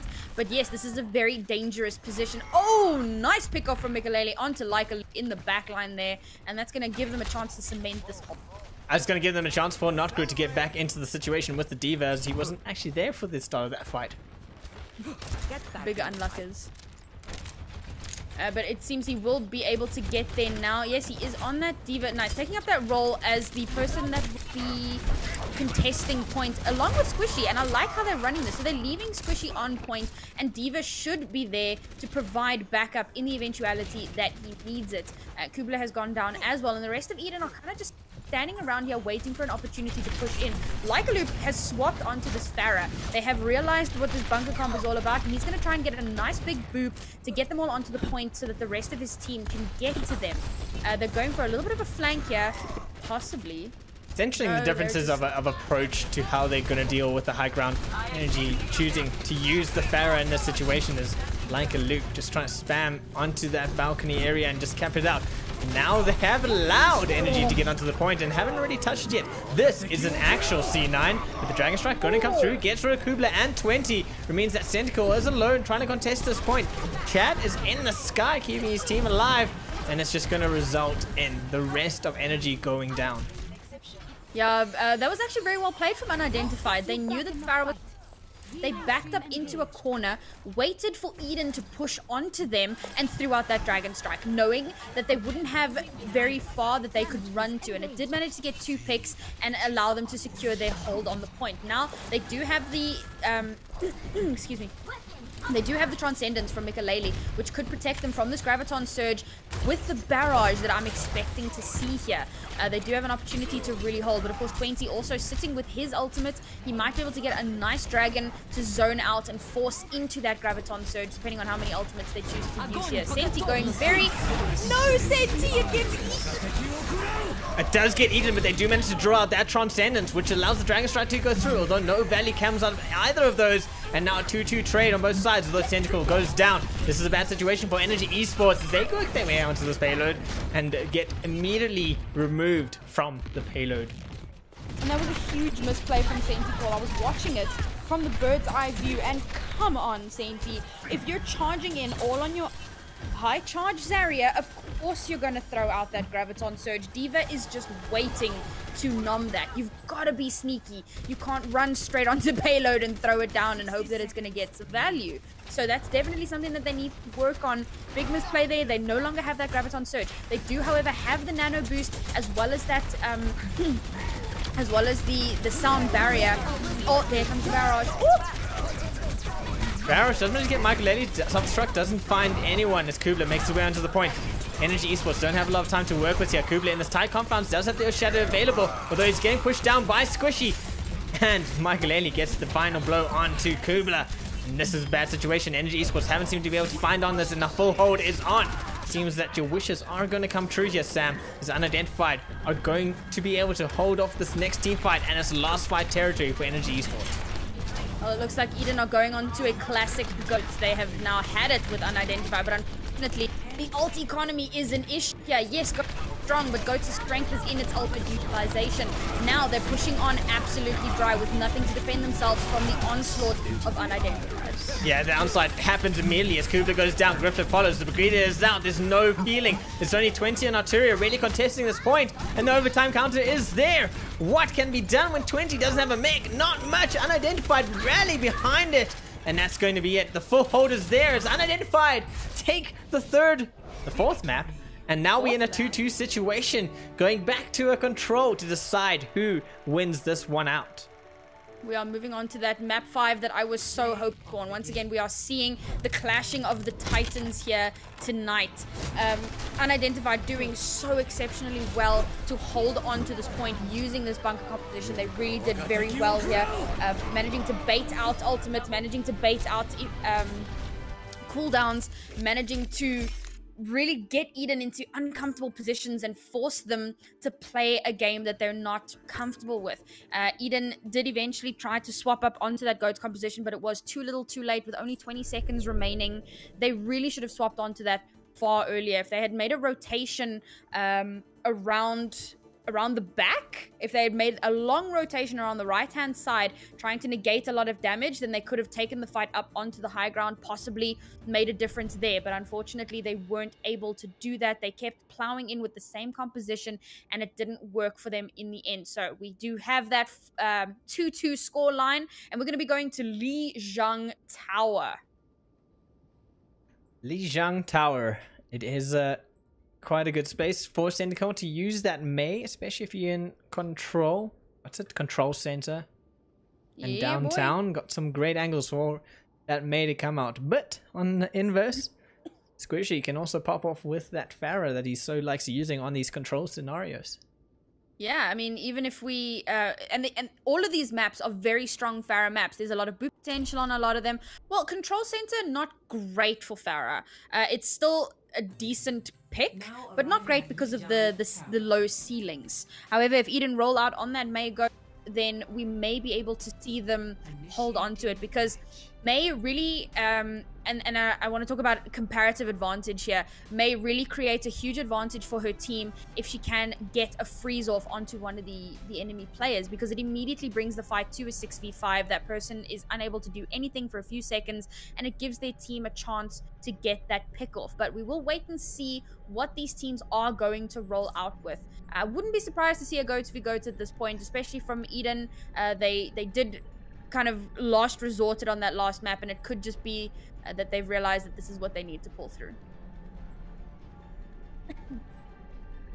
And Maygoats with no, not Maygoats. This is okay, so it's a 2-2-2. They look, no, Grifflet's not going to play Doom for I'm being stupid. Yes, it is going to be the Maygoats. And it looks like they're going to have Squishy running on that Junkrat. He's going to be going up onto that high ground, trying to plow a lot of damage, and that's a very good strategy for Unidentified. Have him up there instead of the Pharah. So they're still going for that high splash damage potential, but they're going to have him up on that high ground on the Junkrat, where he has better opportunity to get away from the rest of the team. Coming through with this Hanzo as well, with the Mercy damage boost onto the Junkrat and the Hanzo as well. Oh, early fire strike from Shapeshifter. 20 goes down. That's still going to put a little bit of hamper in the scope, but Shapeshifter going down in the reverse is even a bigger pick for Energy as they take this fight on the side room here. Kubler now has an opportunity to move on to the point with his team, though it doesn't look like Unidentified quite ready just yet for the goats. The Zen goats. Oh, it's a May goats. You were saying that. It's a May goats. With that Hanzo, might just want to switch over into him after this fight. Shapeshifter just gets bashed down by the Brigade and stunned. Although Kubler overextends himself and gets immediately punished for it. Looks like Energy Esports have lost the will to fight at this point. Unidentified did really well there to do a soft reset, wait for their player to come back, and when he got back, Sponge came in and absolutely just popped off. I'm curious to see that they're not running Squishy where I thought he would be up on that high ground, creating a little bit of a crossfire. They've got him in the midst of the battle, lobbing those grenades out. It looks like they are going to try to hold close. They're going to pull back here. Here comes the dragon. Oh, no value. Unluckers. Yeah, throwing away a little bit of out there as Energy Esports are going to be coming up on a few ounce of their own, but Unidentified taking them in this tight corridor and keeping them from getting to the point is huge. Now they're just going to spawn trap them as they move all the way to this door and hope that Energy Esports cannot pull it out of the bag. They don't really have any ultimates to hold close here. They don't have any sort of CC, so they are going to pull back just a little bit. However, they do have that tire. If Squish tire right side, possibly take out one or two of the supports, it could be huge. Eden are coming in with 4 ultimates. They could have 5 very soon. They're working up towards that Graviton Surge. This is fight-winning potential, but we do know that Unidentified have that Transcendence, but an early pick-off once again will give them the advantage. And then a counterpick seems to be a common tail, but the tire is there. It is huge. Getting 2 means that 20's grab has no value whatsoever, and once again pushed all the way back to this door. Control point working quite well for Unidentified. Control. Yeah, they really, if we follow the trend, bearing in mind that they did win the first control map of this series, if we follow that trend, then we could be seeing the biggest upset that we have seen in VS gaming history. This could be huge, but let's not get ahead of ourselves. Big Blizzard coming through here. We know how clutch they have been for Sentinel. Oh, a massive Blizzard finds 2, gets rid of a mech. Now they're on the point, going to get the flip. Although Chad comes back, possibly a little bit ill-advised. He was alone. The stagger is now on. As the flip is there, now Energy Esports got to hold this off. Do the same to Unidentified. Just trap them at this door.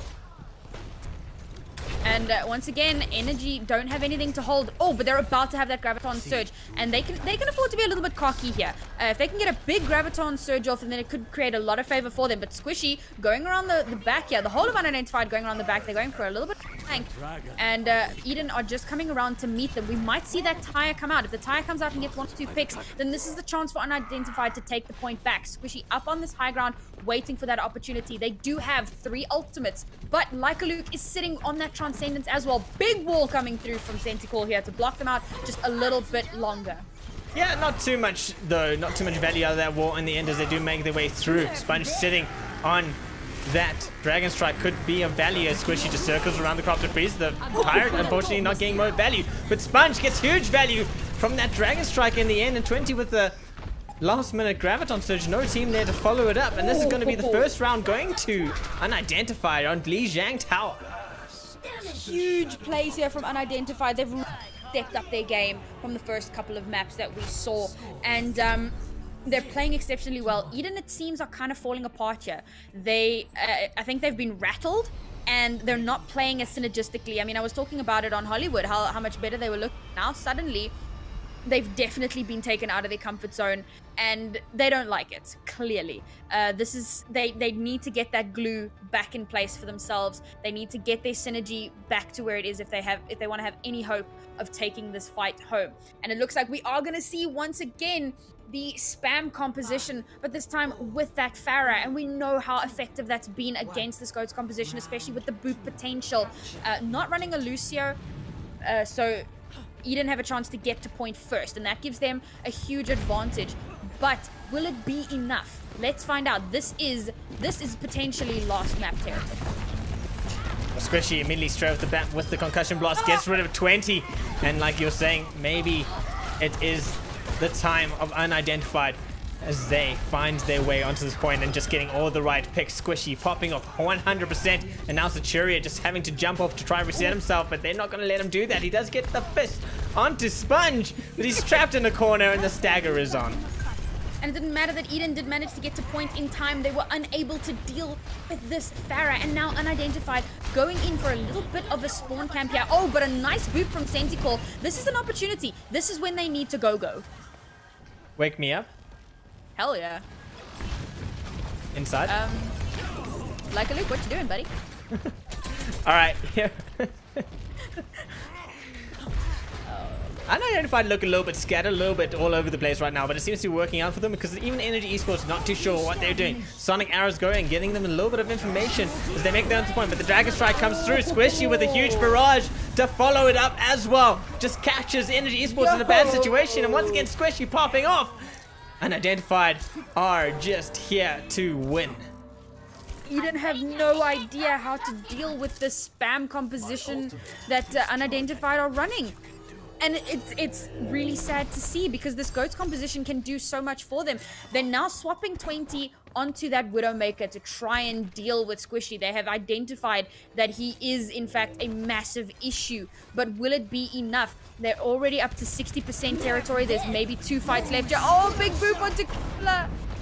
Kubla goes down into the drain. The self-destruct gets rid of that armor that they were given. And Energy Esports just trying to get back, trying to get out of the situation. Grifflet goes down. It's just Arteria once again with the Lucio, just trying to make this fight happen to keep his team in the running. For contesting this point, unfortunately for him, there's not much that he can do. Energy just don't seem to have their heads in this fight. This is the last fight. This is it. This is do or die for Energy Esports. This could be their first loss in 2 years. Can we get some hype out here, people? We have 3 ultimates here for Energy Esports. The Earthshadow is coming through. Jason, take it away. Well, the Earthshadow was down and does work out greatly to Energy Esports' advantage as they make their way onto this point. Getting around that payload, Kubla just swinging the hammer, knocking down Knockroot. They finally have some kind of control. And I do have to correct you here, Sam. Energy Esports are not undefeated. They're not? They're not. They lost games last year. They didn't even come top of leg 2 last year. What do you mean? Oh, I think they lost like 2 games last year. That's right. That's not undefeated. It's fine. You just ruined all of my hype. Whatever. I just couldn't let you live. Jason. I couldn't let you live in a false hype. Okay. Okay. I'll just. This is huge because Unidentified were the 3rd place of last year's VS Gaming Championships, and now they're about to take on the top team, the team that everyone wants to beat. That makes it hype. That's pretty hype. You're right, I'll give you that. Alright, the diver's coming in, and once again, Eden can fight. Nice early the advance. Self-destruct does go man to counter that. Dragon Strike and does find Michael Laley. So that support is out of there. And Unidentified now find themselves going from winning it to being unable to get a footing in this fight. The out advantage still in favor of Energy Esports, although Squishy has been known to use that rocket barrage quite well.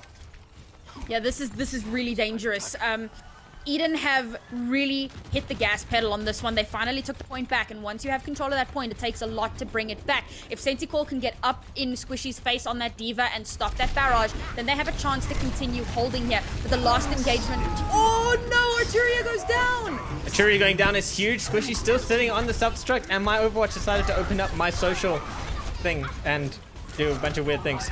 So that was fun. Rocket Barrage into no one from Squishy, though. A little bit of panic moment for him. But Kubler does go down to Sponge, and Senko steps off the point for a fraction of a second, allows Sponge to get on there. Possibly going to get that back cap. English Esports had to get back in time. Arturia does manage to get there just at the nick of time, but a Primal Rage from Shapeshifter might just bash him off here and keep him from going on. And there we go. Arturia is out. Grifflet now makes his way on, but the overtime counter has started, and it's all on Kubler here, who is alone and surrounded, and he's going to get taken out, and now it's just a wrecking ball of Like a Luke trying to make his way back. The stagger is real. Energy Esports does not want to let this one go, bringing out the high mobility as fast as possible, but just being spammed down at every moment's notice as Arturia just trying to keep his team in there once again with this Lucio just skating around the point. 20 gonna get immediately countered by Shapeshifter.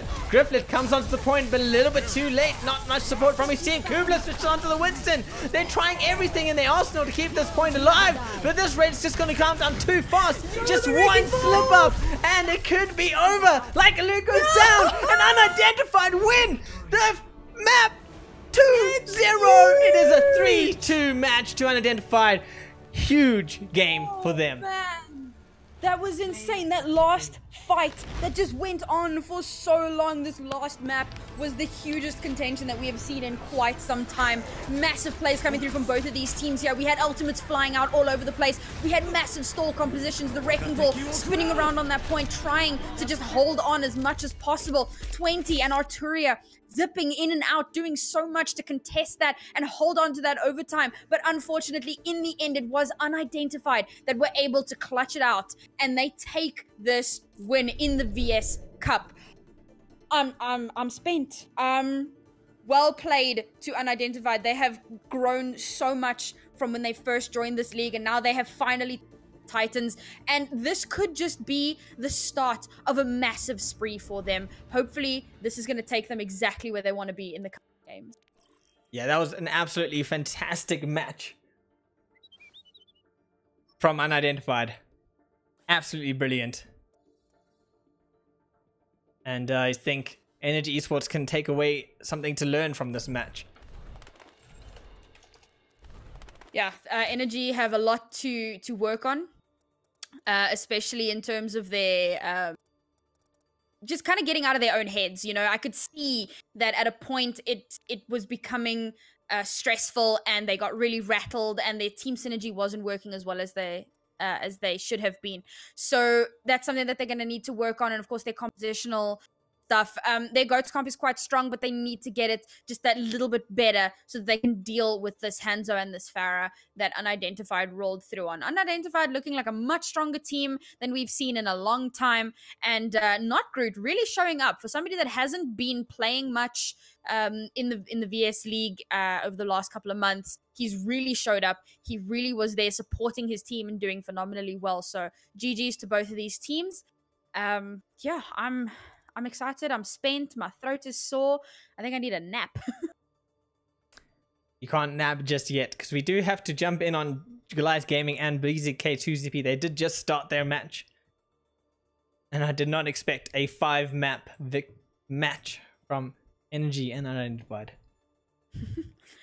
I wasn't expecting it either, but let's... Oh, I closed my game because I'm a pleb. I better get back in. This is true. You are a pleb. Yeah. Do we know how far GG are in their game? They probably just started, so they would be in their first map. Okay, nice. So we can just jump straight in. Well, we need an invite to jump in. Okay, so theoretically, we can just jump in. Yes, theoretically, we can just jump in. Let's see what happens. Oh, man. My throat is so sore here. This is pretty big.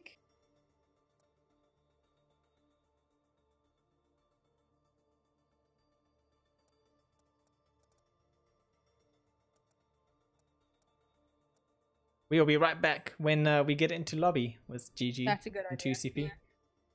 I know. I thought of it. Thank you for acknowledging yeah. my good He's idea. so big brain. Oh my. Okay. My music has decided to break. F. Nothing new there. Does this?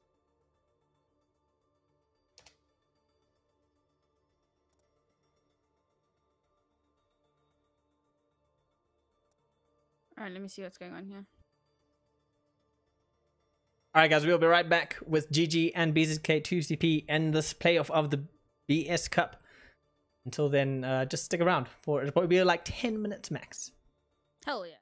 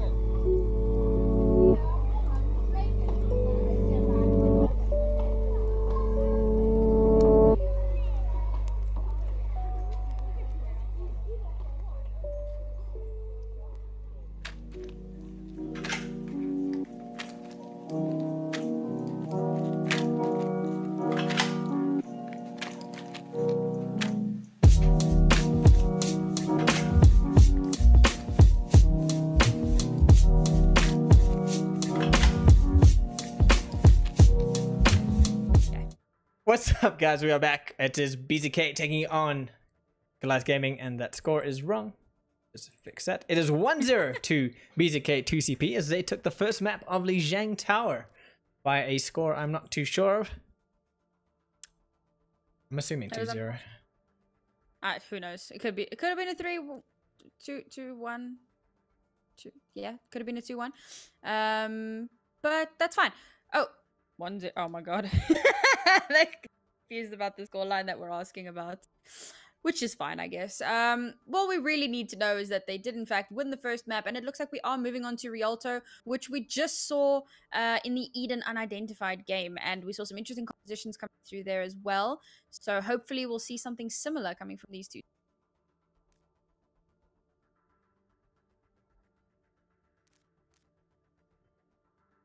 My internet could be exploding. So Why is your internet exploding? I mean, I asked it really nicely not to, and it just doesn't listen, so I can't do too much about that. It's fine. My internet exploded earlier. So. It did, but you could fix it. So Let me... I mean, it seems to be working alright. It's just Discord that's giving me some issues, but it's we're all good here. We're all good in the hood. All right, that's good to know because we are going to go straight into this match.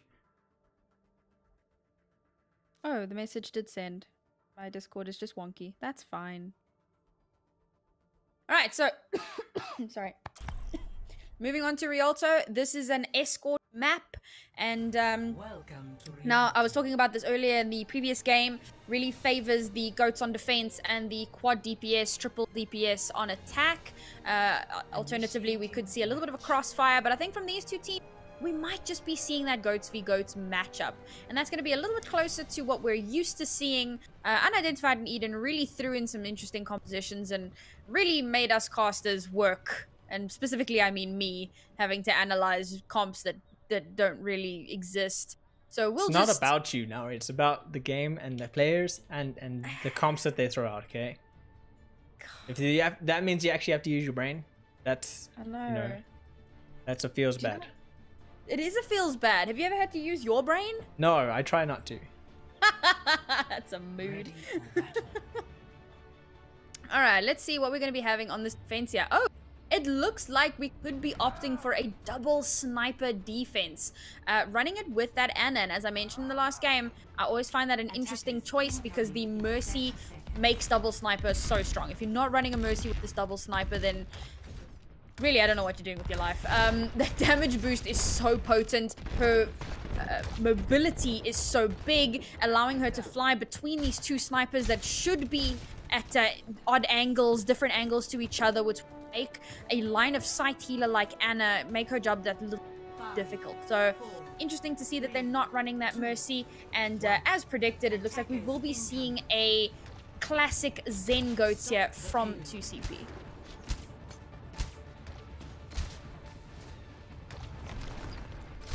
Just poking at each other to start with as 2CP attempt to move this payload forward. Lagbeast with a huge boot, getting Blur into that water, stalls the attack out before it even started. Yeah, pretty huge there. Now they're gonna have to wait for that regroup. And as you say, this is not even a poke. This isn't a poke comp for 2CP, but they are trying to poke here. I mean, this is a pretty aggressive whole W composition, so they should really be going in with their abilities here. Ult charge coming up quite well for the defense, but oh, there's that W I was talking about, utilizing that speed boost, getting a nice early pick off and forcing GG back. Forcing GG way back, actually going to get some distance out of this one, Sam. Yeah, and it's good though, because now they are being forced to do a reset, but it's a soft reset. They're not waiting for their entire team to die and staggering out. They're going to take the second fight before point here. We're still waiting for these ultimates to build up. It is fairly slow going. It was quick to start off with, but now it's slowed down a little bit. But GG have definitely taken the advantage here. Nice big Earth Shatter though. Yeah, Blur with that beautiful Earth Shatter, however, does manage to just pop off in that zone, pushes Zelo into an unfavorable position as Zelo just tries to charge down, but Ashbro pounces immediately with the Zarya, trying to get rid of Zelo and the danger he has for the attack. Words. Jason, are you okay there? I'll be fine. Graviton's edge from Ashbro catches two. Zelo goes down, but a drag strike through the choke is immediately mitigated by a beautiful transcendence from Fluffy. And here we are, 2CP getting that first point with a lot of time to spare to get the second one. And this looks like a good situation to be in if you are 2CP right now. I'm liking the swap off onto the Ash from Lavius. This could be huge for them. Nice spam damage, especially into some of these more choky areas as we move on to the second point. Going to be getting a lot more value out of the Ash than we would have on the Widowmaker. And another boot Lagbeast onto Blur. Come on, man. Well, Lagbeast is known as the Reddit Lucio of South African Overwatch. So nothing I wouldn't expect coming out of him, just booping people into the water below. I love watching these teams, and it's so interesting to see that these two teams that are kind of lower down on the rankings are using their soft reset so much better than the top two teams. The top two teams are very hold W, and these teams, they get a pick off, or they get picked off, they move back, and now they're going to push forward with what they've got. Lagbeast with that sound barrier just keeps his team alive from a self-destruct from Virgo Liz as the fight kicks off on the immediate. And there we go. No, does finish pop of Zero and Lago going back down is huge. They are two pillars of GG's defense. Although Mito comes out with a beautiful Dragon Strike just to clear out any sort of momentum that 2CP had winning those two picks in the early phases. Mito gets focused down, but Blur gets taken out by Lavius, who rockets himself into the air on this Ashe. And now it's just Toxin Socks. And what can he do as a lonely Lucio? Not much, unfortunately. Tox probably should have pulled back, and that's quite a heavy stagger. They're gonna have to wait for him to come back, but thankfully they do have that speed boost, so it's not the end of the world. Lavius is, he took a lot of damage there, but he's sitting on this Bob waiting for the opportunity to just use that to contest point or possibly just get a whole lot of damage into 2CP. 2CP are coming in here. They do have the Transcendence, and it's a good thing for them. Both teams burned a lot of their ultimates in that last fight, and here comes the Bob to hold this choke. Very well played, and a nice early pick off from Fluffy. Yeah, Bob just seemed to have actually just been booped around a bit by Z-Lord, and now the whole 2CP just merges out that door the moment the Bob wasn't there. Z-Lord gets pushed back almost immediately, and 2CP have a good amount of momentum into this fight. Blue with a massive Earth Shatter does manage to get 4, but there was 0 to no follow-up, and he just charges down Z-Lord. Unfortunately, not able to take them out, but they pushed Goliath Gaming so far back at this point that they can just roll that payload through without any worry right here. And even then, they just keep on going. Lavius low, and he goes down. And now it's just Mito9 trying to run out of the situation, running all the way back to spawn. 2CP not even stopping, however, they just keep going. 2CP looking absolutely beastly, pushing GG all the way back into spawn. Cannot give up on that ult charge. And of course, Fluffy on payload duty over there. And it's worked well for them. They're going to hold on to this choke for as long as possible. We do have a Dragon Strike that could come through from Mito at any second, as well as an Earth Shatter and the Graviton Surge, which will be online very, very soon. Fluffy's still holding on to that Transcendence, which could power 2CP through it, but they also have an Earth Shatter of their own and a Sound Barrier, and there comes the back. And the grab does come out, followed immediately by the Dragon Strike. That old school wombo combo gets immediately mitigated by Fluffy with the Transcendence. And BZK immediately pop off shortly after that. And this is going to be it for their attack, as they're going to get an easy 3 here. And GG just unable to really deal with what 2CP was bringing to the party.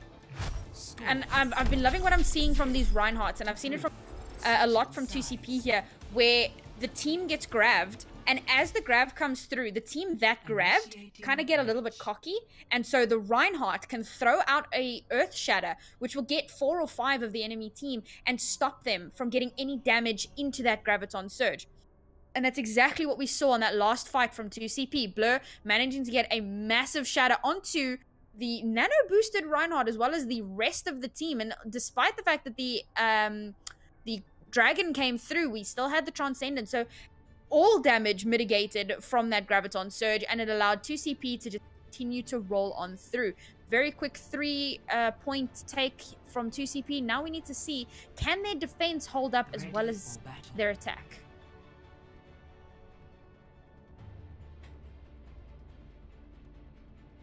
They have set their defense, so you are able to tell me about this defense. Went quiet. You said, can they do it, and then stopped.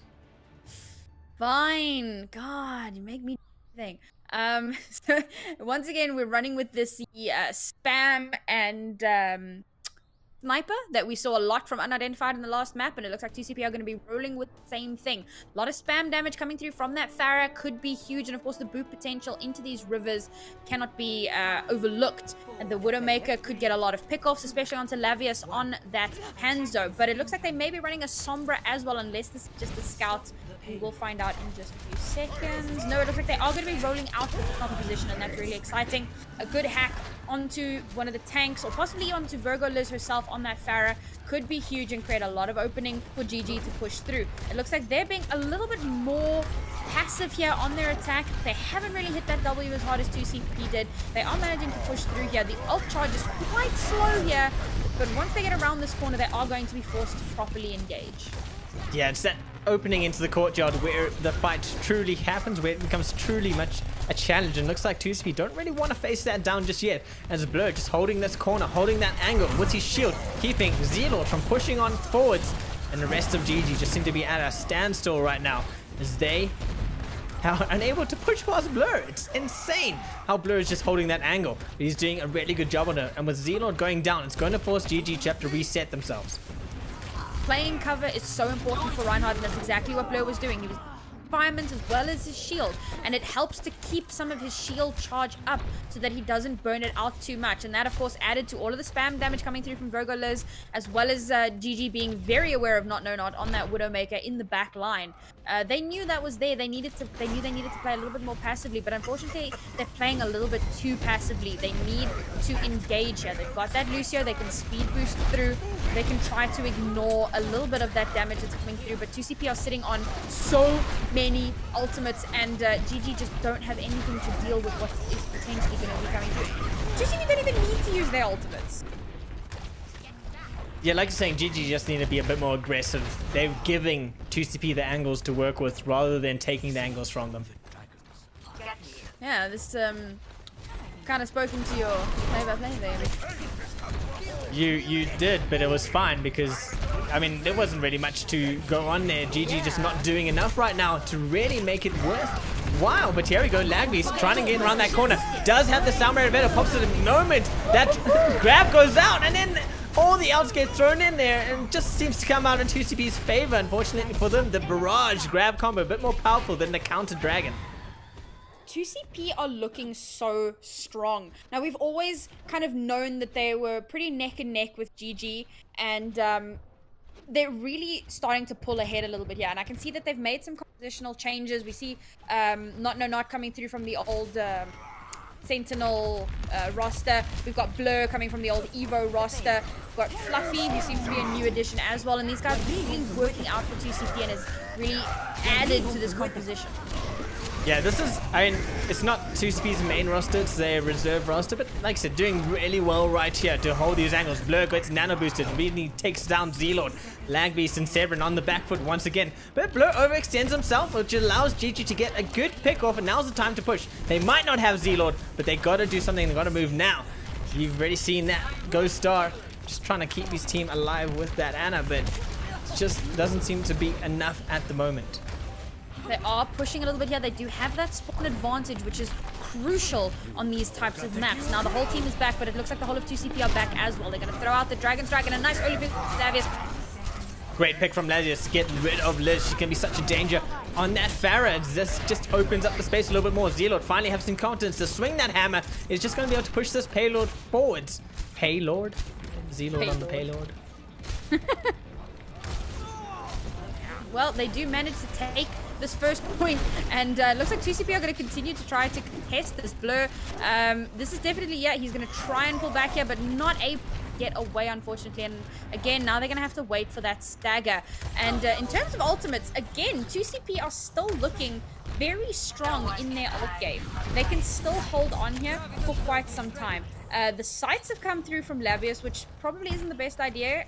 They could have waited on that, could have waited for 2CP to get back and kind of glean their positioning from it.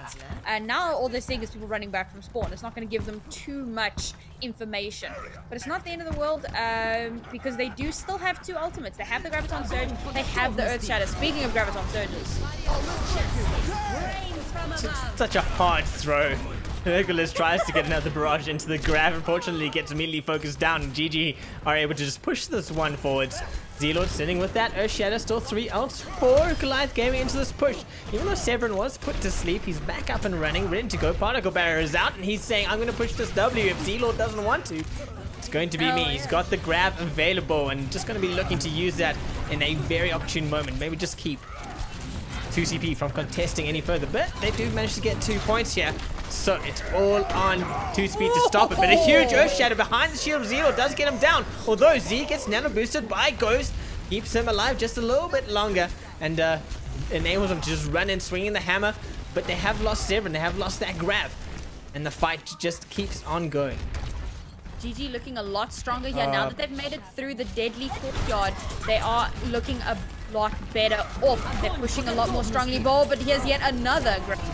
Yeah, the grab from 2CP comes up before Severin can pop his own, and that's just going to result in the death of Goliath Gaming and the death of their attack right now. But they do have 2 ultimates, which is more than 2CP have, so the next push is going to be a huge one for them, and Lagbeast is going to have that sound barrier already as well. They have the opportunity for that wombo combo. Toxin Sock's about to have his beat though, and that could negate a lot of that damage. But hopefully they are able to utilize their ultimates correctly. GG already at a time disadvantage here. If they do manage to push the third point, they're going to have less time. There's that grab. But there is the wombo combo, and a great sound barrier comes up from Tox to keep his team alive.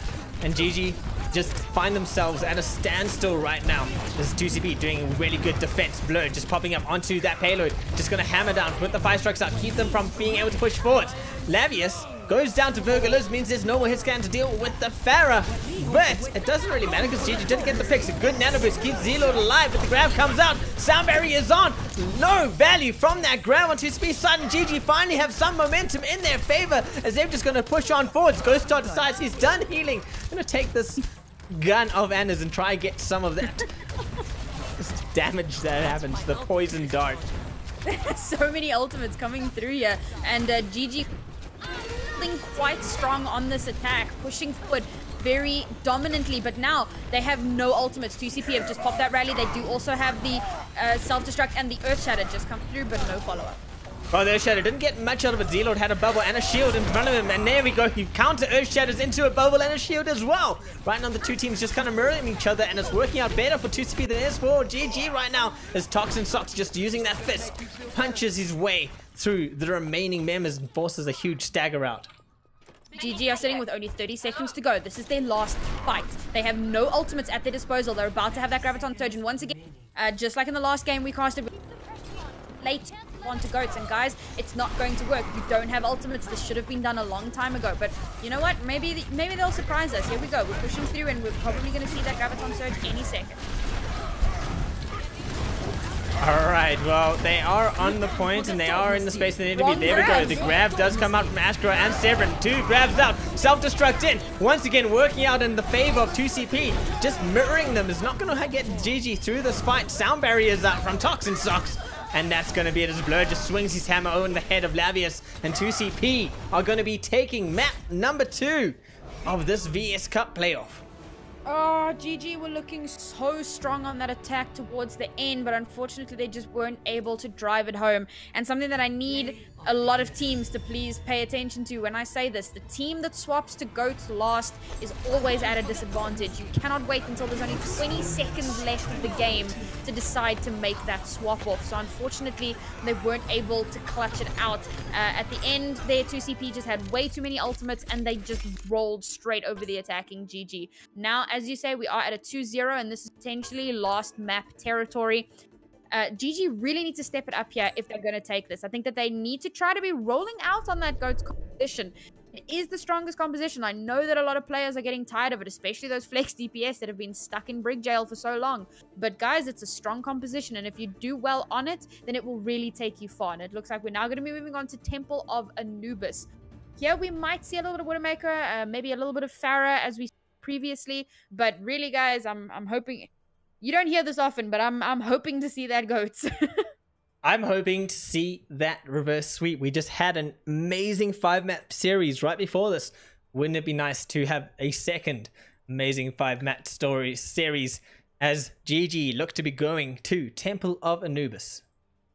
Might need to duck out at some point and get some water because my throat hurts. But yes, I agree. Another 5-map be fantastic. These games have been very neck and neck. These teams have been playing very well, and it's been exciting to watch. So keen to see what we're going to be seeing here on Temple of Anubis. Yeah, I did kind of cover the more prevalent compositions.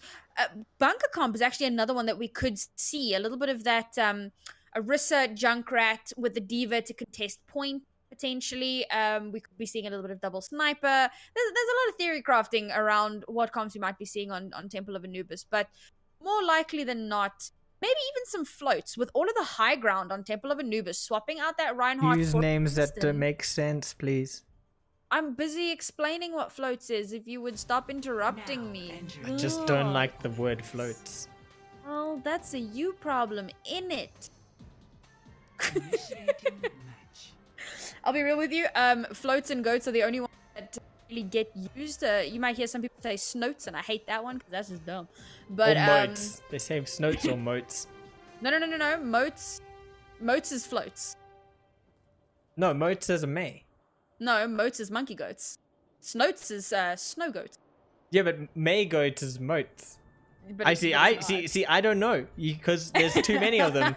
And that's why I don't use them. Well, that's why you shouldn't use floats either. But Shouldn't but use. people You know. shouldn't just use. You just say. Can I get just tell back me. to analyzing what No, floats? you're not allowed to until you use another name for it. I I'm refuse. gonna use another name for floats. So as I was saying, Well, swapping out then that Reinhardt. you don't get to analyze. Swapping out that Reinhardt for a Winston to utilize the high ground control. And look, it is floats. Very well predicted from myself, big brain, high IQ analyst here, boys. There's a lot of high ground on Anubis that Blur can really take advantage of. And again, if GG are going to be running a standard GOATS composition, okay, somewhat standard because they are running the Ana instead of the Zenyatta, but the floats should be stronger against this Reinhardt, especially given all of this high ground advantage. So hopefully we'll see a good fight here from both of these teams, and they are coming in for the engage now. Blur and Virgo are kind of sneaky on top here. I think they're planning to kind of dive in, and yep, there's that dive. There is the dive indeed. Unfortunately, Blur seems a little bit out of position as he's surrounded by Goliath gang members. Burglar's just managed to peel and support a bit, gets put to sleep, and then immediately woken up by an untimed attack from Goliath Gaming. Looks like that they are going to be able to get some momentum and push onto this point, although they do have Blur in their backline, just focusing the backs of Goliath Gaming and the GOATs from 2CP, just holding off.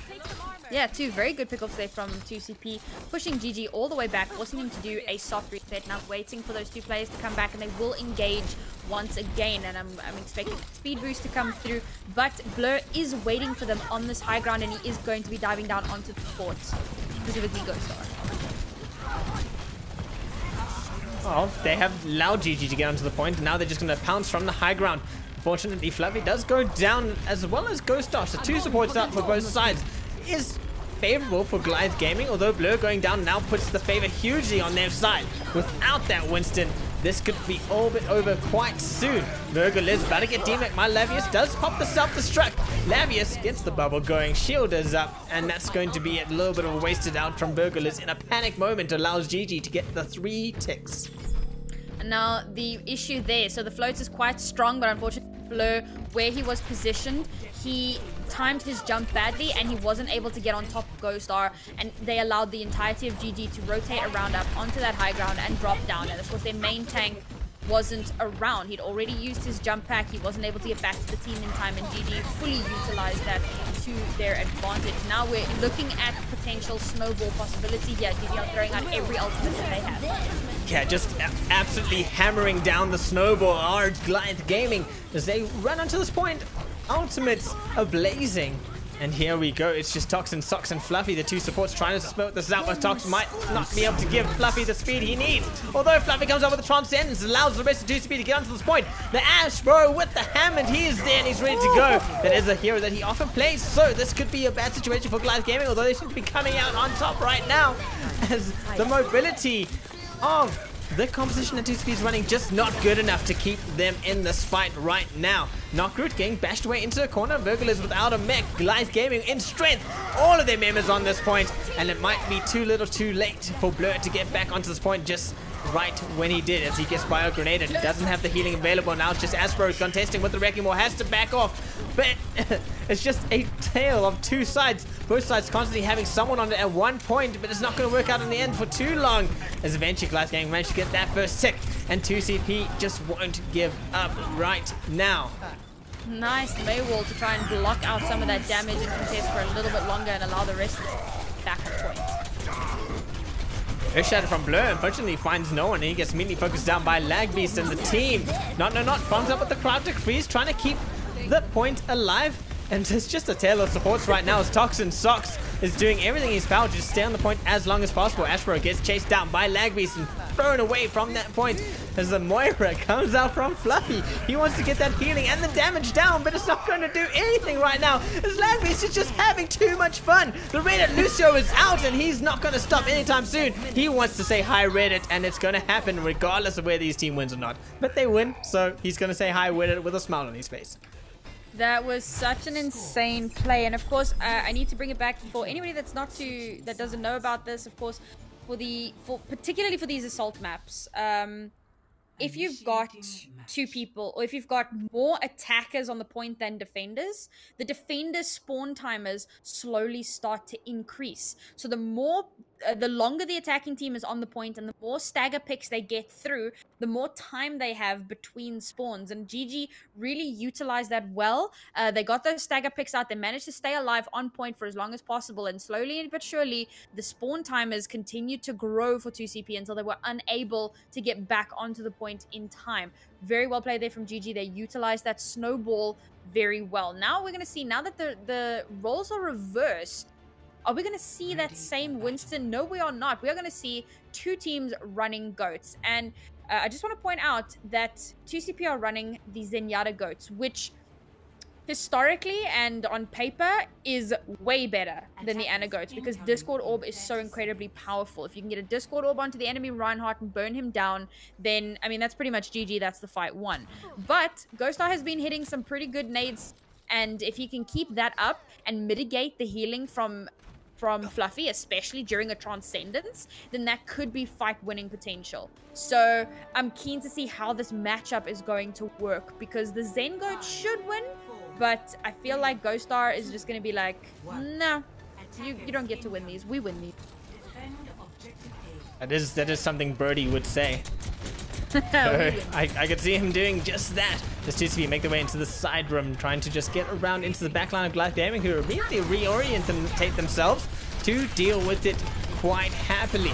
Blur just going to try and open up, push that W key, but he goes straight into a wall and then gets counterpinned by Zelo. But now Zelo finds himself a little bit overstretched in a bad situation. Mito jumps in with the Brigida just to give him a little bit of support, but it's a mass brawl in this tiny room, and Goliath Gaming are coming out on top as Blur, Virgil, Liz, and Fluffy, the remaining members of this team, just trying to make it work. Toxin Sock skating above it all, has to get back as fast as possible, but eventually gets focused down, and 2CP back to spawn.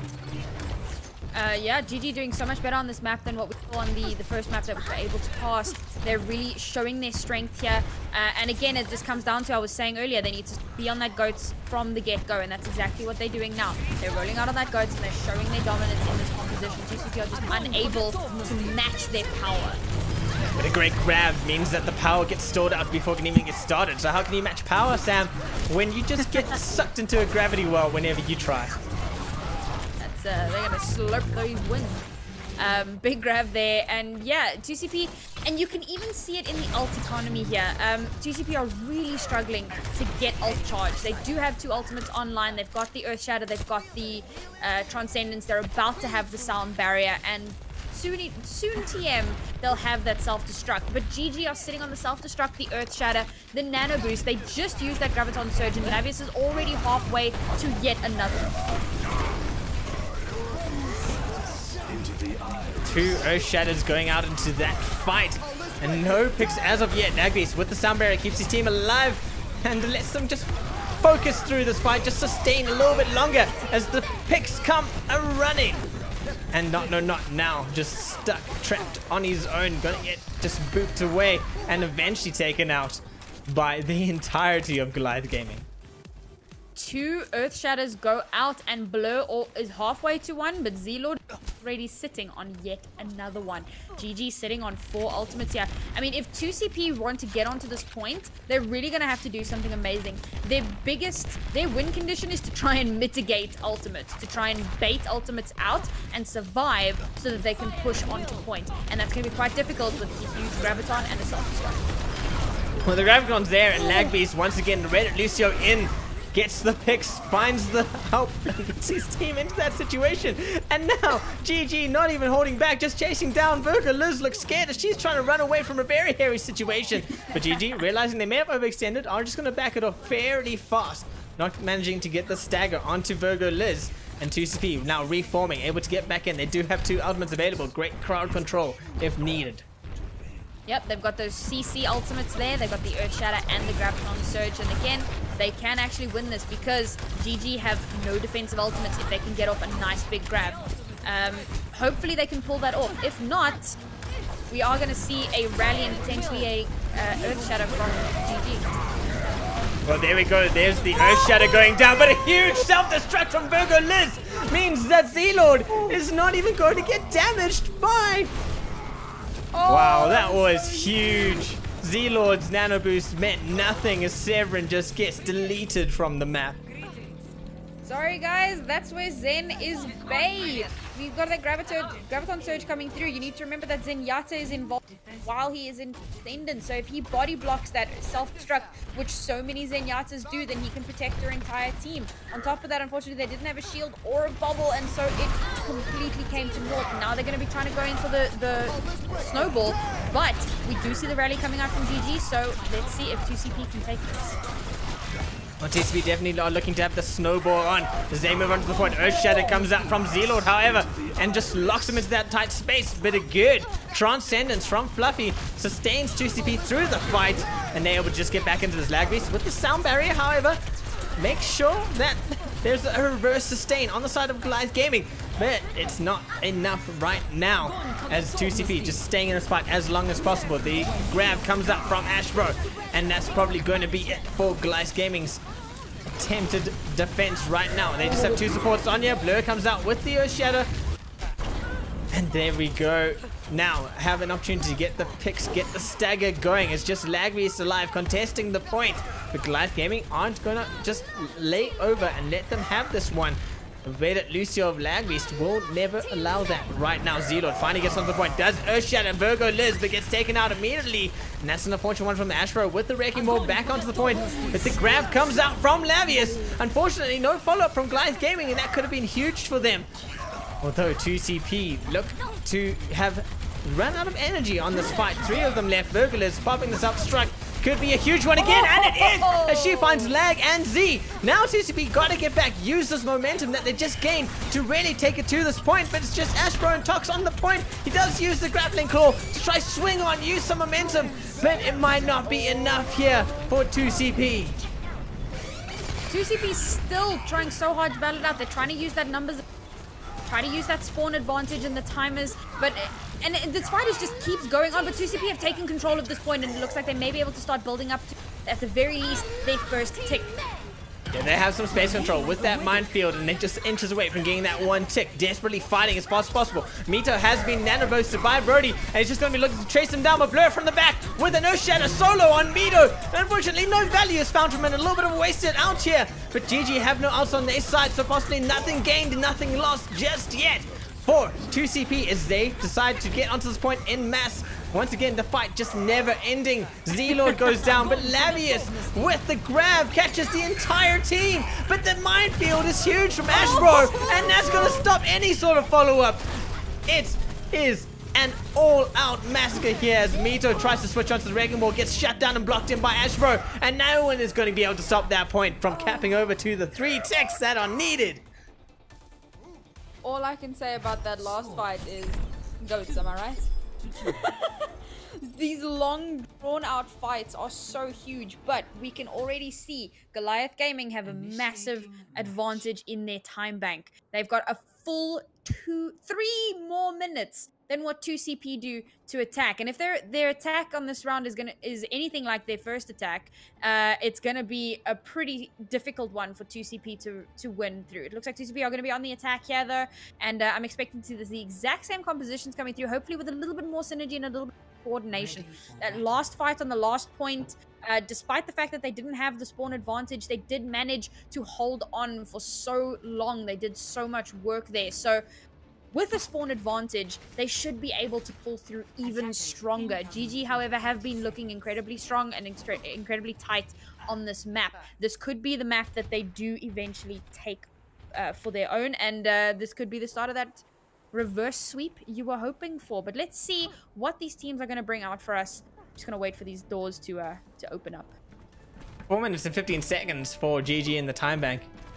You're saying it's going to be hard for 2CP to truly come back against that. They look eager and they look like they want this one. They do, hey. They need this win. It's just you need every win, but I think that they really want to superior team, so to speak. But all that Beautiful anti-nade. Blur tries to get out of the situation by charging out of it, but it's just Burgerliz left alive. And she's going to have to jump back with the Ashbro just to reset because they were just pounced upon by GG. Ghost are getting so much value out of these anti-nades, but she needs to be doing a little bit more to be looking out for those. Diva needs to be eating those. That's your biggest value as a Diva player is your defense matrix, being able to eat those big abilities that shut you down. And Anna's anti-nade is one of the biggest ones that Virgo needs to be looking out for. Nice big Earth Shatter.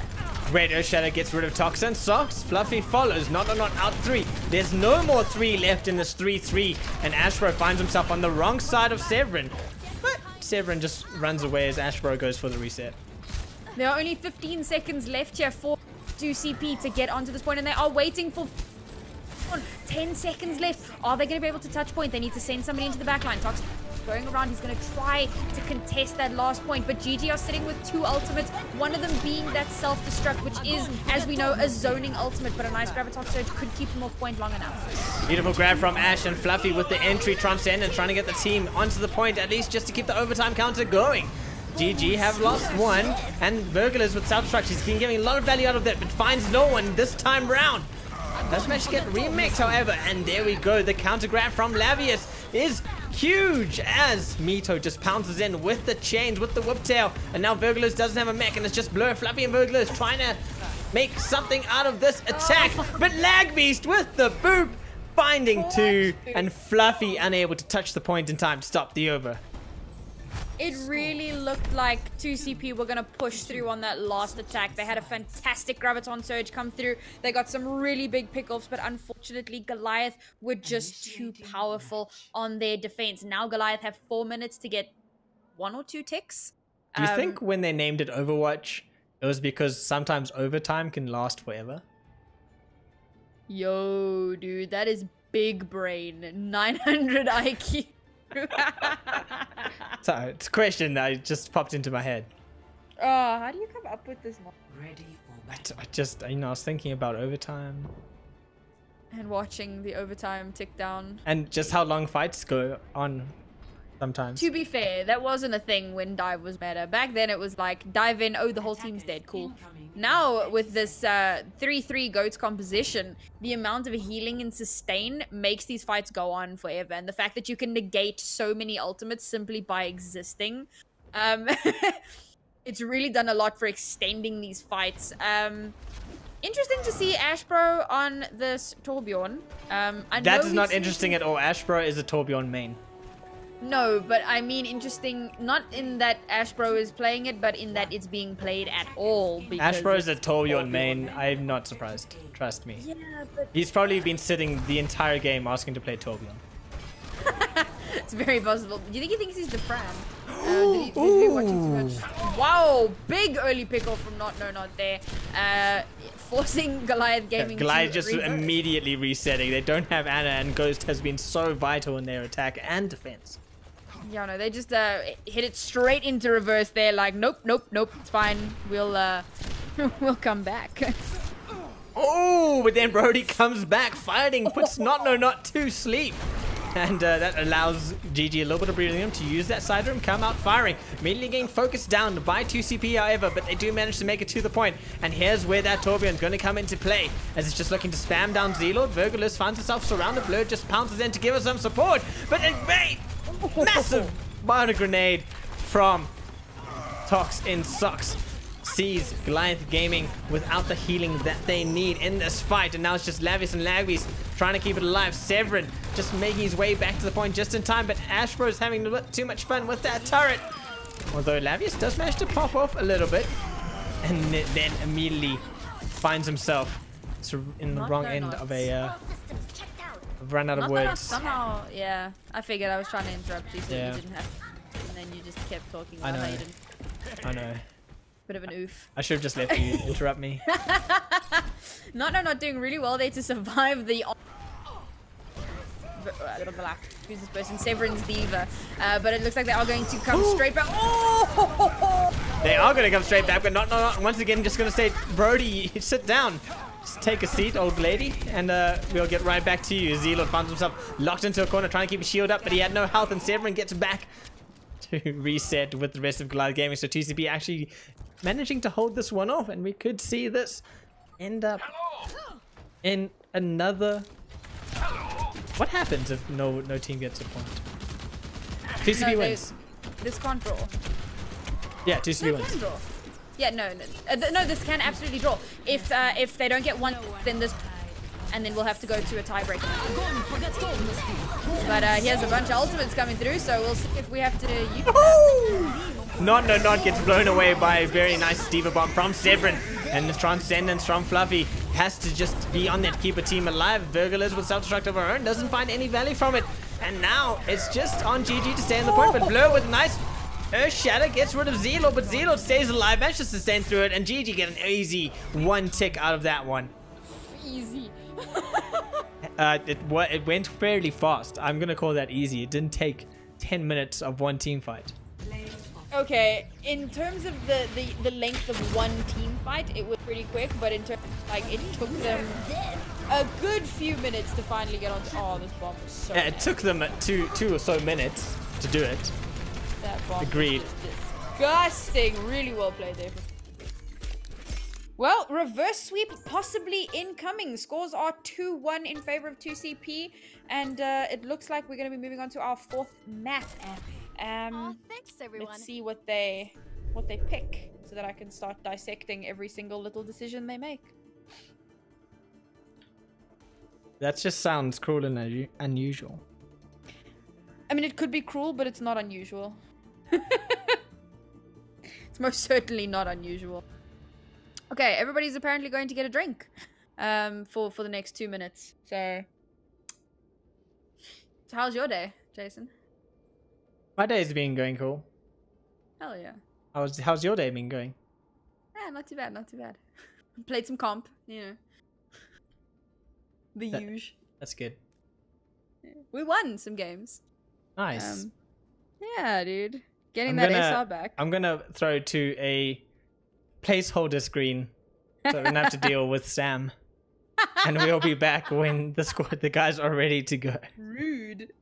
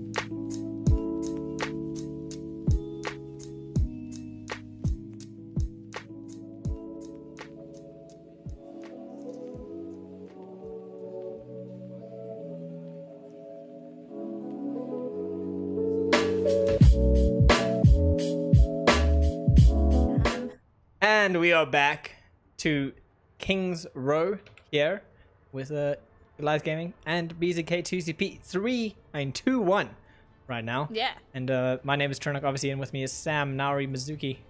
Yo. Welcome back, ladies, gents, and everything. Looks like...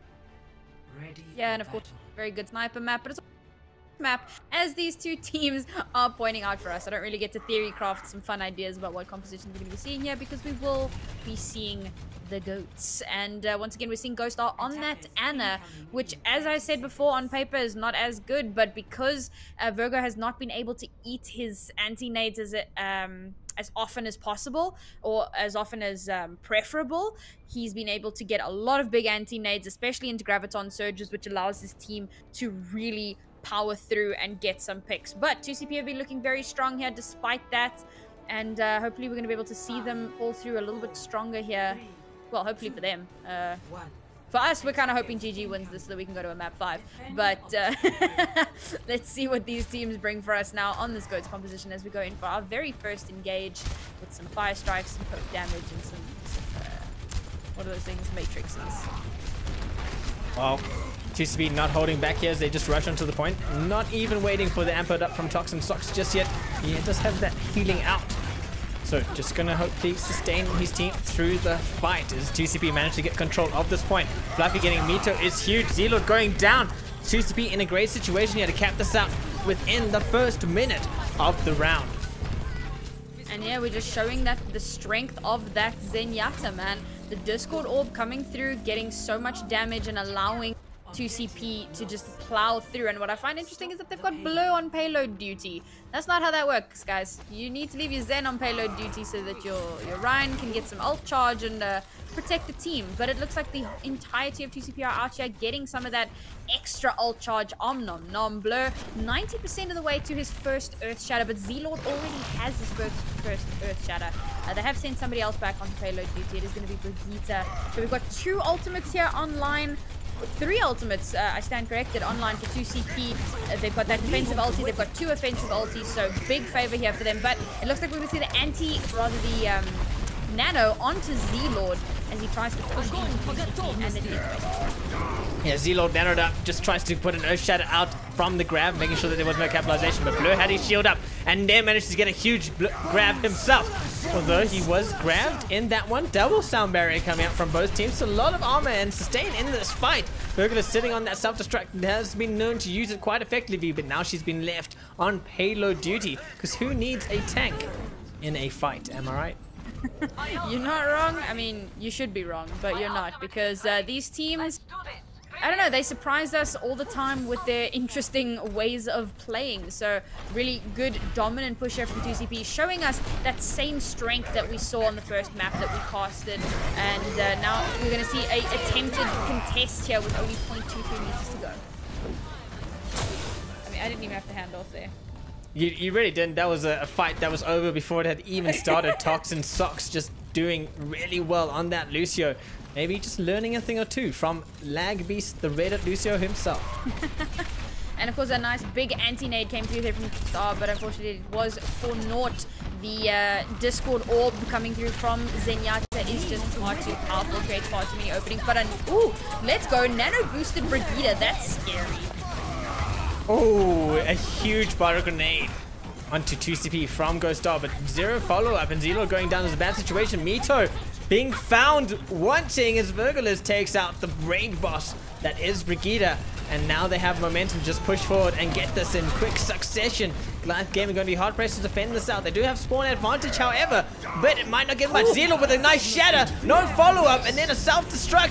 Lots of ultis being thrown out here, but it shielded away the transcendence that was wasted by Fluffy. In the end, didn't really matter too much because of a good shield from Blur. Now 2CP is on the point and on the payload. Grav comes out but finds no one, and Lagbeast goes down to Fluffy.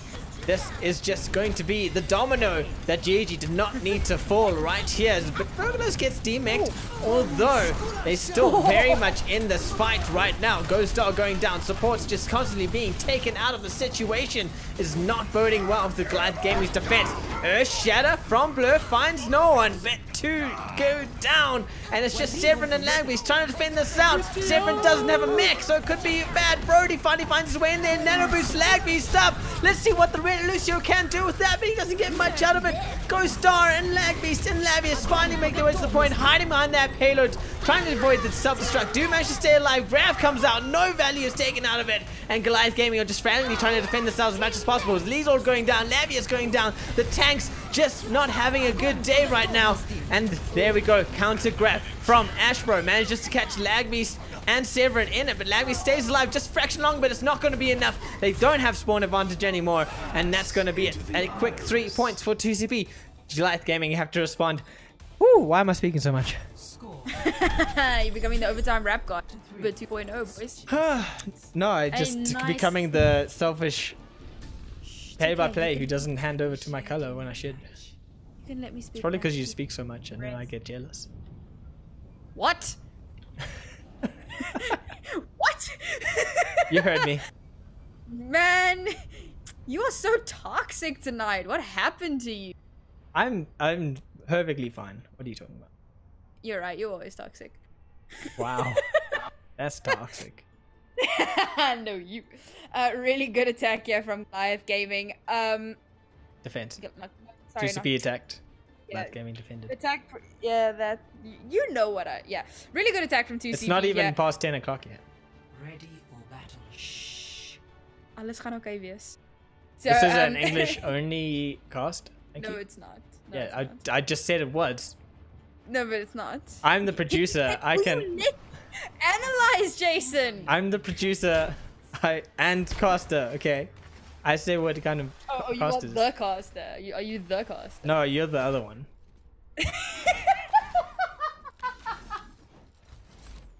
So as I was trying to say, good strong attack from 2CP, managing to push it all the way through with 2.5 or 3.5 minutes left in their time bank. They are looking incredibly strong here, and again, that Zenyatta so much to aid them with that Discord orb. I'm gonna hop on that favor because really, if you're running into a Zenyatta Goats comp, you need to be running a Zenyatta Goats comp of your own. And it looks like they have done just that. They've made that swap up. Hopefully they can bring that to their advantage. GG coming in with a little bit of a rotation here. They're going to try and get into this back line and create some distinction. And let's see if it works for them. Yeah, using Hotel nicely to get into the back line. Unfortunately, Severin gets stunned down by not, but immediately taken up. But the picks are on the side and in favor of 2CP. Almost said Virgo Liz, but it is Virgo Liz's team as she is the valiant captain right now. Lagbeast just trying to get some action out of it. Does manage to get rid of Blur with a nice move. Now he's got to get onto the point and hopefully drag his team with him as he's the opposite valiant captain. Interesting rally there coming out from Mito, and Valiant is an owl team. So it's also a word that's not associated with Overwatch in any way, shape, or form. No, but this is Overwatch, so we take everything have connotations. Nice good attack here from Goliath Gaming, managing to get a fairly quick attack onto this point and take the payload early. They're not showing the same aggression that we saw with 2CP. They're not chasing them down to get that little bit extra ult charge. They will, however, hold a little bit further up because it will help them out. And of course, they don't want 2CP to trap them in this archway, but it looks like they might just be allowing that. We're going to see a Graviton Surge coming through any second now, or possibly and then Earth Shatter. If they get trapped under this archway, it's going to be incredibly difficult for them to push through because there isn't a lot of space. Let's watch. I agree. Let's watch in silence as Blur gets a nice Earth Shatter out and the whole of 2CP just pounce and completely shut down Goliath Tamer's attack, pushing Mito all the way back to spawn. I love how the supports just stole every single one of those kills. You go, rise up, gamers. But they did use 2 ultimates there. They used the Earth Shatter and the Graviton, which definitely wasn't necessary, but they still have 4 ultimates online, whereas 2CP have only got those 3. But 2CP have got the Earth Shatter and the Graviton Surge, so they might be able to bring this round of big bait out the transfer. Don't bait out the Once again, Blur managing to get his shield around just in time, and Virgo Liz popping off with the self-destruct of her own. puts GG bad situation here.